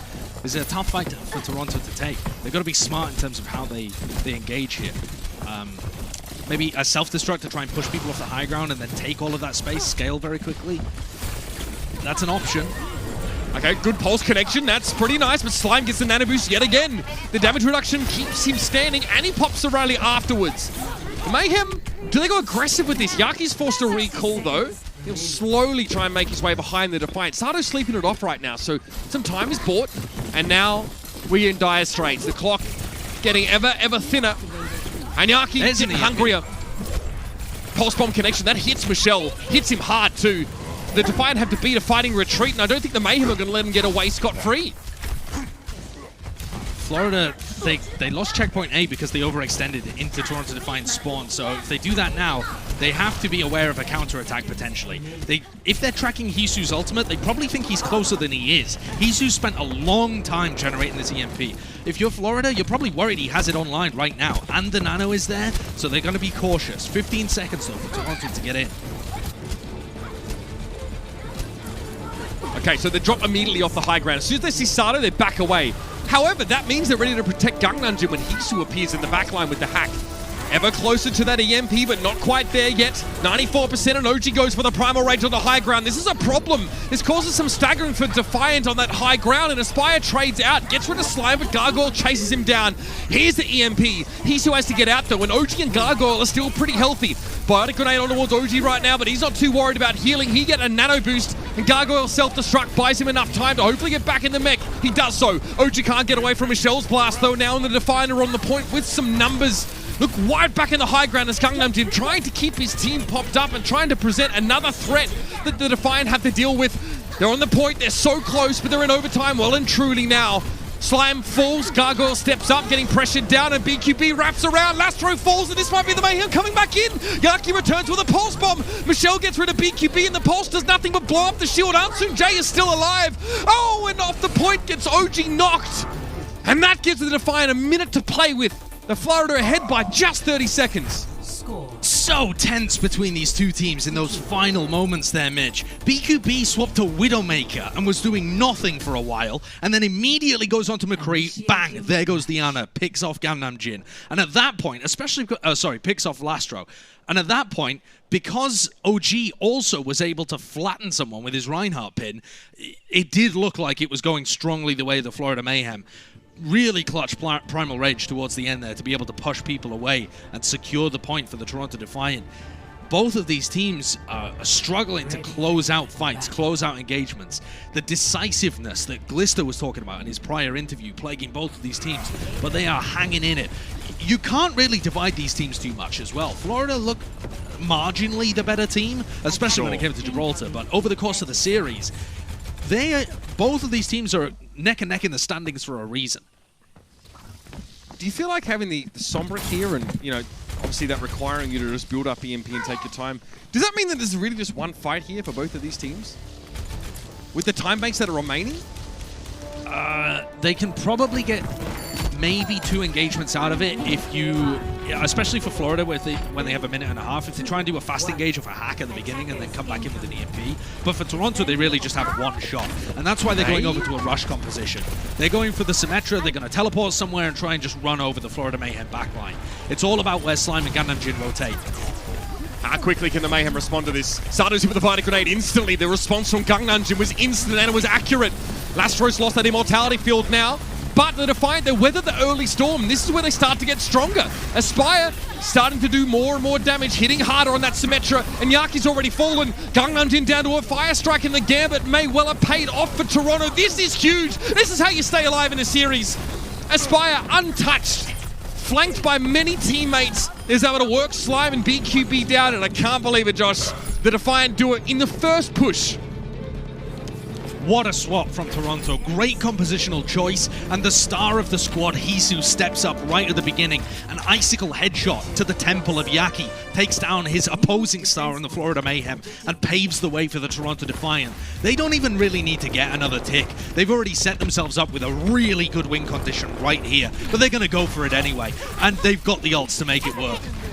It's tough to feel like you don't at least have a draw established here for the Toronto Defiant, but of course they'll be looking for more. A map win would be absolutely massive. Okay, Gargoyle sees the teleport to the high ground. Aspire crucially has a Symmetra barrier to place on the point, and there it is. Oh, the EMP though, it's lights out. Aspire gets blown up instantly, and Gargoyle is quickly set upon the rest of the hapless Defiant. Sound barrier for Ansun J for no one but himself, really. Can't do too much else there. Almost one tick for Toronto, but they won't get it. The Mayhem finally stopped them, but they've got to be seething after losing point A. Absolutely. Florida Mayhem just watching the map slip through their fingers, and they were very close to giving up a first tick there on checkpoint B as well, which would have been disastrous for them. So I love the teleport up onto the high ground as well. It's something that Paris Eternal do a lot. Teleport on the high ground, then they have their own amp matrix up there. But Lastro not really doing a Khan impression, dropped to the low ground and ended up not quite being able to close that one out. Bit of a weird amp matrix positioning. But the Florida Mayhem now, all of the pressure is on them. What do they opt for? I mean, do you try and go for a rush yourself? For Toronto, as they're defending, are they thinking about that? Maybe we need to play the Reinhardt in case Florida go for the rush. There's so many mind games when the time ticks down because it makes some compositions weaker, like the Sombra-based ones, and it makes some compositions stronger, like the Rush Lucio-based ones. Correct me if I'm wrong, but I don't think the Mayhem even wanted to play Rush when they were, when they had that option back in the May Melee. Always seems like they gravitated a little bit more towards Winston-based compositions. Might be the same story here. Yeah, definitely. They did play a little bit of Rush with Gargoyle playing Sigma as well. They played quite a lot of Ryan Sigma at the beginning of the May Melee, but they did trend away from it as they went on, for sure. As did all of the top teams, actually, as we realized that Winston comps were just straight up better. But it looks incredibly standard across the board as we look at this. Slime just going to use a speed boost to get out through the door probably and then make the swap over to Ana. Wait a second, it's not standard. There we go. And Hisu sees it, so the Defiant actually have some advance notice about this. I think BQB probably was able to do the same in the previous round. That's the TP. It's used, but not to the point, to the high ground instead. So slightly more circuitous approach for the Mayhem. I mean, the plan is still the same though, Josh. Get to the point, brawl out, and win. Absolutely. And it was the May that caught the Tracer last time. This time BQB trying to run down the back line. And these rotates from Answer Jane and Lastro, they just haven't quite been good enough. Everybody on Florida last time when they were defending turtled around those supports. And instead Toronto try and run them away. But it's kind of working. It's turning around. Yep, the Defiant are leading the Mayhem up the garden path right now. Florida, yeah, they have time to capture point A still. And yes, they've gained access to this courtyard. But they're still going to capture the point. They get one tick in that fight. They go chasing the Defiant, who are able to just hop, skip, jump away. We're going to Moira switch here for Gangnam Jin. So he's going to try and get towards the point, and he actually catches Hisu, who was hoping to flank around. this is far from done. Gargoyle has no mech to work with here, and the Toronto Defiant are starting to look a little bit more scary. They're starting to commit just a little bit more heavily to this fight. Gargoyle never had a chance to get back in the mech, and that is quite the stick of Spire. Able to catch BQB, he's forced to TP away to not get any more of his teammates, and I don't think the Mayhem are even going to get point A here, Josh. I think the Defiant have come up with the goods. It certainly looks like it, doesn't it? And once more, it's rookie player Aspire, the guy who's coming on a temporary contract up from Contenders, that delivers the goods. He was phenomenal there in those final moments. The D-Mech onto Gargoyle, and then when there's no defense matrix, sticking the Symmetra, punishing everybody else. What a player, and what a turnaround for Toronto, stealing Hanamura out from underneath the noses of the Florida Mayhem. They've drawn this series level, and we're going to another map 5. Today was supposed to be pretty clearly in favor of the favorites. Absolutely. This is that tenacity for the Toronto Defiant that's actually become their calling card of late. They hang on in this series, they stay alive, they force a map 5, and remember, it's control. Toronto won that map at the start of the series. They looked pretty darn good with Hisu on Sombra, and they may have a chance to run that back, so stick around. This one is also going all the way.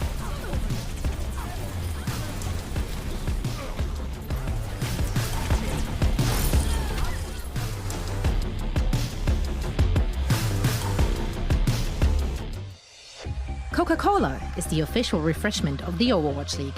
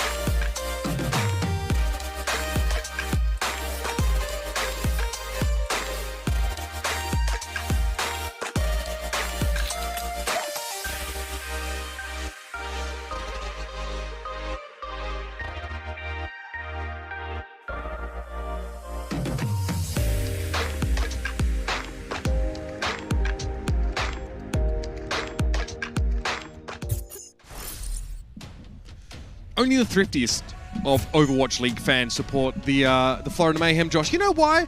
It's because, I mean, per game, they have maximum game time minutes to watch. I mean, you are getting bang for your buck with this team. They will give you maximum Overwatch every single time they hit the field.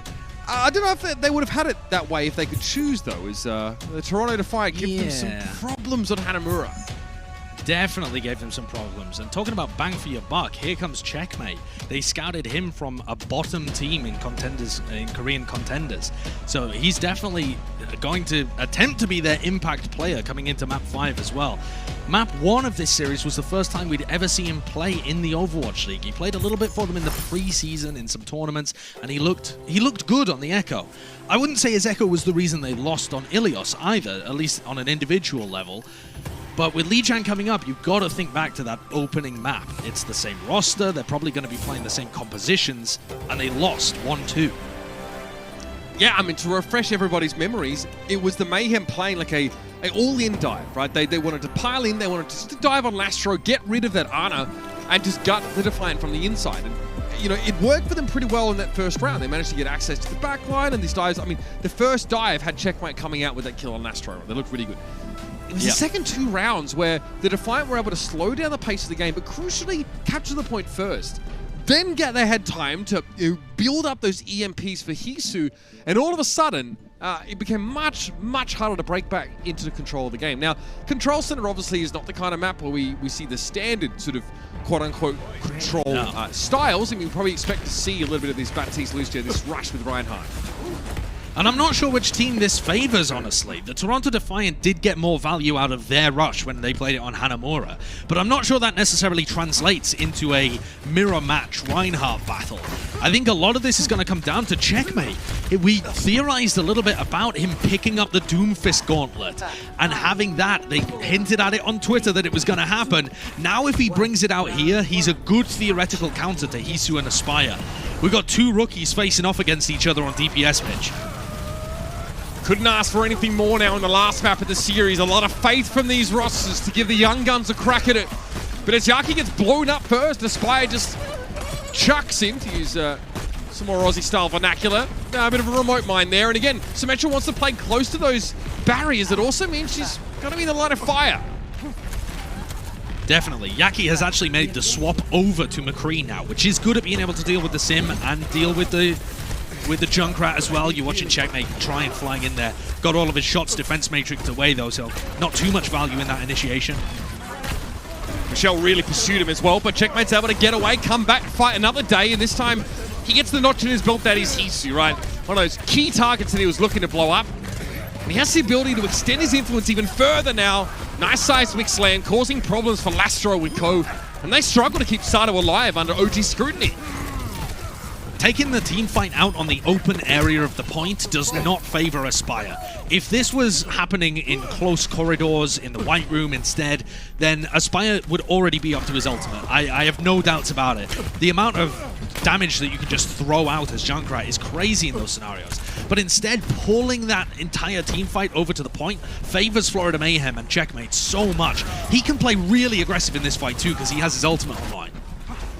OG using third person to scout that corner, but Checkmate now gets a free rocket punch on Michelle. It's not only going to be Reinhardt, though. I think OG was banking on Sato being knocked off course. That absolutely, they were setting up there for a punch and a shatter, but that doesn't work, and here comes Sato with one of his own.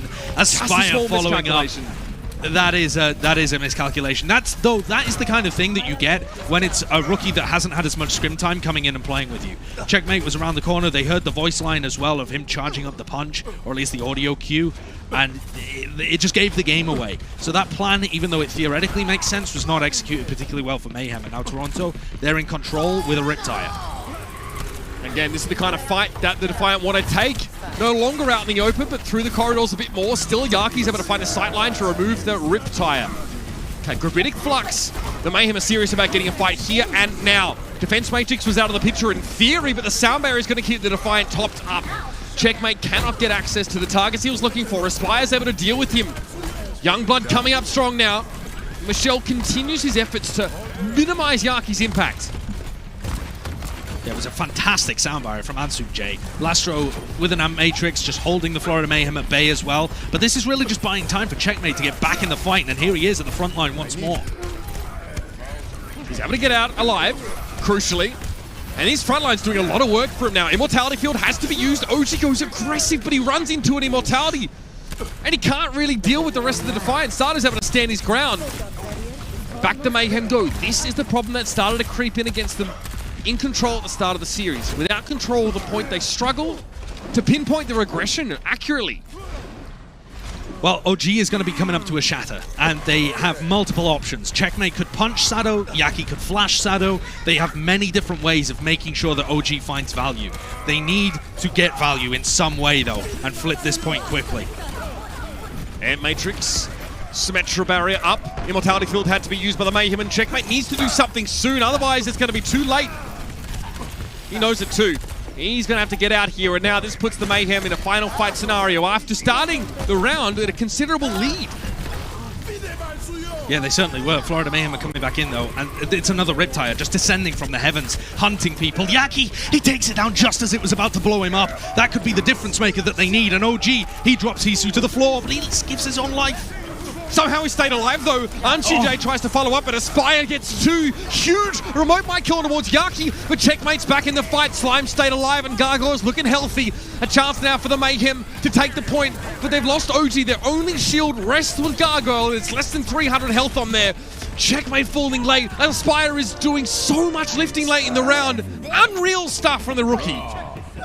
An insane performance there from the Toronto Defiant. I mean, I was so confident that OG was going to go down there, but he lived for a little longer, not that it mattered in the end of the day. What I want to focus on as well, Mitch, though, is that round had so much more proactive stuff in it from Toronto. They were using their Riptires aggressively, deep into the Florida Mayhem's territory. They were using their Amp Matrix proactively to put pressure on OG and stop him from being able to get value out of his shatters. This is a different team. Maybe what the Toronto Defiant needed was just a swap over to Rush in order to inject that pace into their gameplay. They are really giving it to the Florida Mayhem right now, and it's fixing a lot of their issues that they were having with those Winston-based comps. You've got no choice but to go fast when your Lucio is literally pushing you out the door. The Mayhem, okay, so same comps here. This definitely looks like a less potent look for Florida. Checkmate really needs to have that big impact now, but Aspire as well is on the Doomfist, but all the attention's been on Yaki. His turrets find 2 kills. They knew exactly what to do to counter that teleport up top from Toronto. They were so speedy. They were right underneath them and on top of them before Toronto could get their footing. Normally, if you teleport to the top, you're at the point first. I'd be very interested to see the Florida Mayhem's rollout there. Did they use like a teleport and then a speed boost to be able to get underneath them? They must have TP'd either way forwards, yeah, into the courtyard. The turrets though were laid in place, right? Yeah. 250 HP to work with. Definitely going to be fancying the durability here over the Symmetra or something similar, but Yaki already has a wall after that first fight. And again, he's charged up and ready to rumble. Yaki can see the Shadow Step in front of him and knows he has to back away. In fact, he's helped along as Michelle knocks him to the back of the point, and that's that Reaper now causing problems. We're throwing back a little bit here to the June Joust, and Hisu knows exactly what to do here.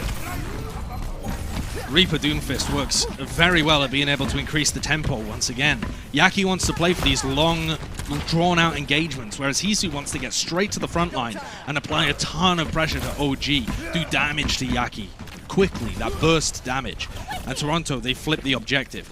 They're now in control, and they have a bunch of ults. I want to see whether that proactivity from the first round rears its head again. Do they go aggressive with this, I don't know, speed boost shatter engage or something? Yeah, that's the question. How does OG get past this shield? I mean, it's tough now. Aspire. Oh, that's a shadow that goes awry. OG, in fact, gets hit by Sado. Aspire causes so many problems, he makes it impossible for OG to get set up where he wants to be. First the Junkrat Josh, now the Doomfist. Aspire is really taking some names. And he's doing a great job with it too. That's the play that the Florida Mayhem were trying to pull off in round 1. The punch onto the Reinhardt and a shatter that follows. Toronto Defiant execute it perfectly, and they are the ones that are forcing these fights. They are the ones taking control, taking initiative. This is what they've been lacking this entire series, but they're pulling it out when it really matters. We're about even on capture percentage here, 50% coming up now for Toronto. They have an amplification matrix, keep an eye out for that. Also the death blossom for Hisu. and he plunges into the lineup here for the Mayhem. Already getting rid of Gargoyles make is massive. That means Hisu's now playing with house money. Any death loss is going to be pretty impactful. Yeah. And they know the Mayhem know they can't go, Josh. They have no option. They have to wait for these cooldowns. They have to wait for Gargoyle to respawn. Otherwise, Hisu is just going to turn them into mincemeat. This aggression from Toronto is everything that they need right now. I love this decisive calling. Probably coming from Sado or Ansun J, the spearheads. But it's working out perfectly. And now as Gargoyle gets escorted back to the point, this is a final fight territory for Florida Mayhem. They need to be able to win this to recover this match. Nothing subtle about it. Hisu just sits in the corner. Here's the teleport forward. You know what comes next. Antunje drops early. Death Blossom for 2 instantly. Guggen and Jim and checkmate. Head first fed into the wood chipper, and there's still more work to be done. The Hellfire shotgun's getting brought to bear. A sneaky little cap midway through the fight, but when, oh my, Hisu's able to shadow step away with the pulse on him. He avoids it entirely. Then the Defiant flipped the point back instantly. The Mayhem are so reluctant to fight now. They're afraid of the Defiant, and so they should be. Toronto bringing some serious firepower now, and this may well be the last fight. Lastro, another Amp Matrix coming up, rather, and a shatter on the D.Va. Get rid of the D.Va, he says. Michelle needs to be demexed so our Reaper can have value. Gargoyle, rather, gets knocked out of the mech, and that is going to be it. Sado moves forward, OG going to be falling, and Ansun J finds the boop on checkmate. He comes in on the Reaper, and he leaves as quickly as he arrived. The Toronto Defiant take it all the way, and they conquer the Mayhem. Well, you wouldn't believe it to see Sado leading a team that looks better on Rhine than it does on Winston, but that is exactly what happened in that final map. I'm thrilled that Toronto finally found their footing, found that forward gear and the momentum they needed, that decisive, proactive manner in which they were playing when it came to Li Jiang got them the win. It's what they were lacking the entire series, that desire, the killer instinct, and they pull it away. This is a big win for them as well. It finally pushes them positive again. And not only that, it gets their trajectory back on track. This was a team that peaked early on and then has just been slumping throughout the June joust. Now that we're back with no hero pulls, Toronto Defiant pull out another squeaky bum time win to get back on the standings and start moving on up. And look, this is a team that obviously fell to the Florida Mayhem in those knockouts. They were so close to getting to go over to Hawaii, get to compete, obviously, against the very best of APAC. That's still very much on the table here in the Summer Showdown. They've shown us now, in a meta where everything's essentially on the table, that they can find a comfortable niche, right? The Sombra Tracer compositions made for chaotic gameplay, but everybody who goes up against the Mayhem has to deal with that. And I have to say, the one player that really dragged this team through has to be Aspire, our player of the match presented by Xfinity. Josh, incredible stuff. We were already wanting to give it to him based on his Tracer performance early on in the series, and then he turns up on Li Jiang, on the Junkrat, and then on the Doomfist, and looks unreal. Yeah, he was phenomenal this entire series long. I mean, to be able to hold your own against Yaki, I'm not going to say it was better than Yaki on Tracer, but to be able to even hold your own against a Tracer of that caliber is extraordinarily impressive. And it wasn't just that he was fending Yaki off but having no impact himself. He was still finding those big moments, the pulse bombs, the kills, to be able to open things up for the rest of his team. He won that final round for them on Hanamura and was able to completely carry their momentum forwards into Li Jiang Tower, as you said, with the Junkrat and with the Doomfist. And this guy's story has just continued to be fantastic. He is a player with very, very little experience at the top level. He was brought in on a temporary contract because they needed someone to fill in, and he just wowed the world as soon as he stepped up for Toronto. Yeah, astonishing stuff. I can't wait to see, Josh, how this story for the Toronto Defiant continues to unfold, because like we said, this is where they proved themselves to the whole world with this lineup. It's an ambitious project. So far, though, their campaign in the Summer Showdown is looking pretty darn good. We're going to step aside, ladies and gentlemen. When we come back after the break, we'll hear from Hisu about how the Defiant were able to overcome long-time rivals in the Mayhem. Coca-Cola is the official refreshment of the Overwatch League.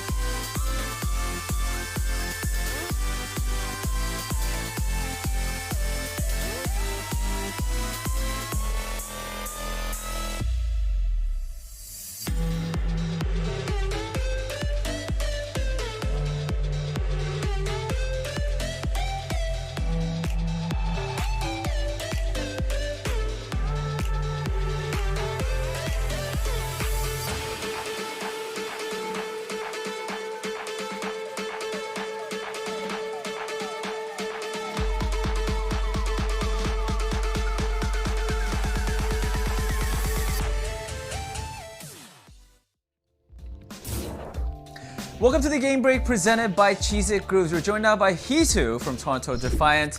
Heesu, congratulations on the win today, and of course we've seen you on Sombra again. How does it feel to be back on, a hero that you've sort of made your name for? 일단 네, 오늘 인터뷰 해주셔서 너무 감사드리고 승리 축하드리면서 어떻게 보면은 솜브라 하면 좀 희수 선수가 좀 먼저 생각나는 선수 중에 한 명인데 오랜만에 이렇게 솜브라 했던 소감 한 말씀 들으면서 인터뷰 시작할게요. 일단 솜브라를 이번에 하게 되어서 작년에도 많이 했는데 약간 다른 팀에 와서 뭔가 처음부터 다시 하는 느낌이기도 했지만 그래도 뭔가 다 같이 알아가면서 하는 게 좀 재밌었던 것 같아요. 그래서 좀 남다른 부분도 많이 찾는 것 같고 그리고 솜브라 조합을 할 때 좀 많이 재밌어서 제가 많이 좋아하는 것 같아요. Alright, so I did play tons of Sombra last year. So I mean, coming into this season, with the fresh new team playing Sombra, it felt like a fresh new start. So it was definitely fun to be back on Sombra and on Toronto Defiant with new teammates and just playing Sombra in a Sombra focused sort of composition. I think I had a lot of fun playing Sombra. Now let's jump right into the questions. It's been some time since your last game in the June joust, and you guys came back strong with a win against the Florida Mayhem today, just now. What have you guys been working on for the past couple weeks? 일단 첫 번째 질문은 이제 6월 토너먼트에서 3주 조금 넘게 마지막 경기가 끝나 3주 조금 넘게 동안 이제 토론토 팀 못 보다가 오랜만에 돌아와서 이제 플로리다 팀을 상대하면서 승리를 거두시게 되면서 좀 컴백을 하셨는데 저희가 못 본 동안 좀 토론토 팀에겐 좀 어떤 일이 있었고 좀 무엇을 좀 연구하고 연습하셨나요? 일단 저희는 저번에 대회를 너무 빨리 떨어져서 휴식 기간을 가졌는데 그 휴식 기간 동안 좀 많이 쉬면서 팀원들과 좀 더 뭐랄까 게임적인 얘기보다는 좀 더 친해질 수 있는 계기가 되었던 것 같고 그리고 저희가 준비했던 건 이번 토너먼트에는 뱅이 없다 보니까 좀 여러 조합이 나올 수 있다고 생각했는데 저번에 뱅 없었던 토너먼트 때 댈러스가 다이브 조합으로 좀 많은 좋은 모습을 보여줬던 거를 많이 참고했었던 것 같아요. 그리고 제가 솜브라를 좀 하고 싶었던 것도 있어서 네, 그래서 저희가 솜브라 조합을 많이 한 이유도 그런 것 같아요. Alright, so because we got disqualified in the June Joust pretty fast into the qualifier matches, we actually took a lot of time to just sort of rest and instead of sort of focusing too much on the game, we sort of took that a little bit over 3 weeks, that time to sort of bond and build our relationship for our teammates and of course everyone in the Toronto Defiant family. And because this tournament we have no bans, it's sort of like the May Melee. So I think we studied what the Dallas Fuel did, the champions of the May Melee tournament, and we sort of used that as a guideline to prepare for the Summer Showdown for us. And of course, because as of right now, going into the Summer Showdown, I sort of actually really wanted to play Sombra, and that is why probably we're playing a lot of Sombra focused compositions for our matches. Alright, so talking a little bit about Sombra and compositions, I sort of want to dive into the second question following that. Since this is the first week of Summer Showdown and we could only speculate what the meta is going to be, I didn't get much success on the two players that I asked yesterday, but hopefully I could get something from you, Heesu. What is your personal read on the meta and the basically overall Summer Showdown? 자, 이제 두 번째 질문은 방금 이제 좀 솜브라와 이런 이제 팀 조합에 대해서 벌써 말씀을 하셨는데 그거에 대해서 조금 더 여쭤보고 싶어요. 어떻게 보면은 아직 이제 이틀밖에 안 지나서 이번 토너먼트 시작한 지 좀 메타가 이럴 것 같다 좀 이렇게 좀 확고하게 말씀을 할 수는 없을 것 같지만은 희수 선수가 보시기에 이번 서머 쇼다운 그리고 또 이제 이번 토너먼트에 대한 좀 메타 좀 어떻게 흘러갈 것 같나요? 저도 일단 두 가지 분류가 생긴다고 생각하는데요. 일단 첫 번째는 뭐 기본적인 것이지만 일단 공격적으로 하는 팀이랑 두 번째는 좀 수비적으로 하는 팀. 네, 그 둘 중 하나를 택할 것 같아요, 모든 팀들이. 상대방이 공격적인 조합을 했을 때 자기 팀은 오히려 더 공격적으로 하지 말고 그거를 받아 먹자는 약간 그런 의견을 내는 팀들도 있을 것 같고, 오히려 상대가 수비적일 때 우리가 더 세게 들어가서 좀 더 공격적으로 하면은 상대는 진짜 아무것도 못하고 터진다, 약간 이런 마인드를 가지고 공격적으로 할 수도 있어서 네, 좀 네, 그런 두 가지 스타일의 조합이 많이 나올 것 같아요. 네, 그래서 Alright, I 솜브라를 think I 끼는 것 could 같아요. sort of- 공격적으로. 네. 공격적으로 할 땐 그래서 솜브라 낀다 이렇게 좀 더 공격적으로 확 들어갈 수 있게. 네, 에코 트레이서도 그런 것도 있고. Alright, so I think you could sort of divide this into two types of play. So basically attack focused and defense focused. For attack focused compositions, you know, you're basically going in, and of course, as you know, defense is you're sort of waiting. So for the attacking side, even before someone sort of you know could get their defense up, you're sort of just diving right in, jumping right in. That's why we're seeing a lot more Sombra, Echo, and Tracer. For the defense side, you're not going in, you're sort of waiting for the other team to sort of initiate the attack, and you're sort of taking that in, and then you're counter-attacking. So Hisu is saying that it's sort of going to be divided into, it's going to be stylistic difference, but it's going to be divided into those two main categories. Hisu, thank you so much for the amazing answers. Thank you so much for the interview. 희수 선수 인터뷰해주셔서 너무 감사하고 두 번째 질문도 너무 좋은 답 해주셔서 너무 감사드립니다. 네, 정말 감사합니다. Alright, thank you so much. Let's head back to the desk. Thanks a lot, Hisu. Congrats to you and your team. Thank you, Danny. Finally getting that answer, right? Yeah, you tried. Like, Thanks, was Hisu. it so hard, Khan? Come on, was it so hard? Just take a page out of Hisu's book. No, it was like, yeah, great stuff, yeah. great insight. No, I actually asked him. I was like, "Hey, I'm going to ask you about this," and he actually knew. You asked him think beforehand, He saw like, the. you better. No, he was like, "Oh, like yeah, the questions you asked the two players yesterday, huh?" And I was like, "Yeah, I'm just going to do it until someone gives me something." And I was like, "Okay." That's the thing, God. right? You just keep on asking the same thing, eventually they have to give you an answer, right? I mean, Right. That's how it works. Just throw it at them. No, but as you said, we see a lot more Sombra, we see more Tracer, Echo. It's fast-paced, it's fun to watch, it's certainly more entertaining than I think what we saw in earlier series today. Now, Costa, looking at this match, the compositions and the teams and how they played, what did we learn about Toronto as well as Mayhem? It was actually really interesting. There was a lot more Sombra played than we've ever seen really so far throughout this Summer Showdown. So it was a lot of back and forth, I think, coming from both of these teams. It was just interesting to see how the Florida Mayhem played. We obviously haven't seen them in a while because they didn't make the June Joust, which was surprising, but they come into today's match, and when they have these individual performers, it's great and everything looks good for the Florida Mayhem. When Yaki's doing his job, BQB's really getting value out of those EMPs, and Gangnam Jin's finding that value on the Ana, it really seems to come together for them. But when they're not making these great individual plays, their teamwork doesn't get them over the edge, and I think that's really the problem that they ran into today against the Toronto Defiant. So big shout outs to Toronto Defiant though. They get a really good win, probably one of the biggest wins they have of the season. And I do want to give a special shout out once again to Aspire in his rookie season on another 30-day contract coming in for the Summer Showdown. And he went head to head with Yaki. Even gave him a good old teabag a little bit, sending it forward. So you need that from a rookie. You can't back down from a fight like that. He probably didn't get the better end of the stick, but that you build off of that, and he did look good, and he did give them the edge when he needed to. So big props to him. Another great match for a rookie player. Okay, nothing to add. Good, moving on. Well, we do have another match coming up, and this one I want to introduce with our crunch time presented by Cheesy Grooves, because there's a crunchy situation here for these teams. The Titans are, now hold yourself, 5-0 all-time against the Uprising. Uprising, as a franchise, actually never won against the Vancouver Titans. Yeah, it's crazy. Insane.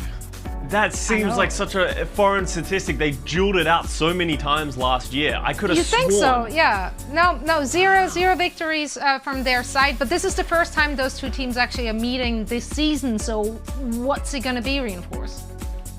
I mean, this is going to be a close matchup, I feel like. Typically, like the Vancouver Titans, they've had a tough season. They've added Chungsik to the lineup. They're trying to figure out the DPS lineup. But this is a team that can punch above their weight. Now, the Boston Uprising, things are looking a little bit better for them this year. They've got a tons of additions to this lineup. They're really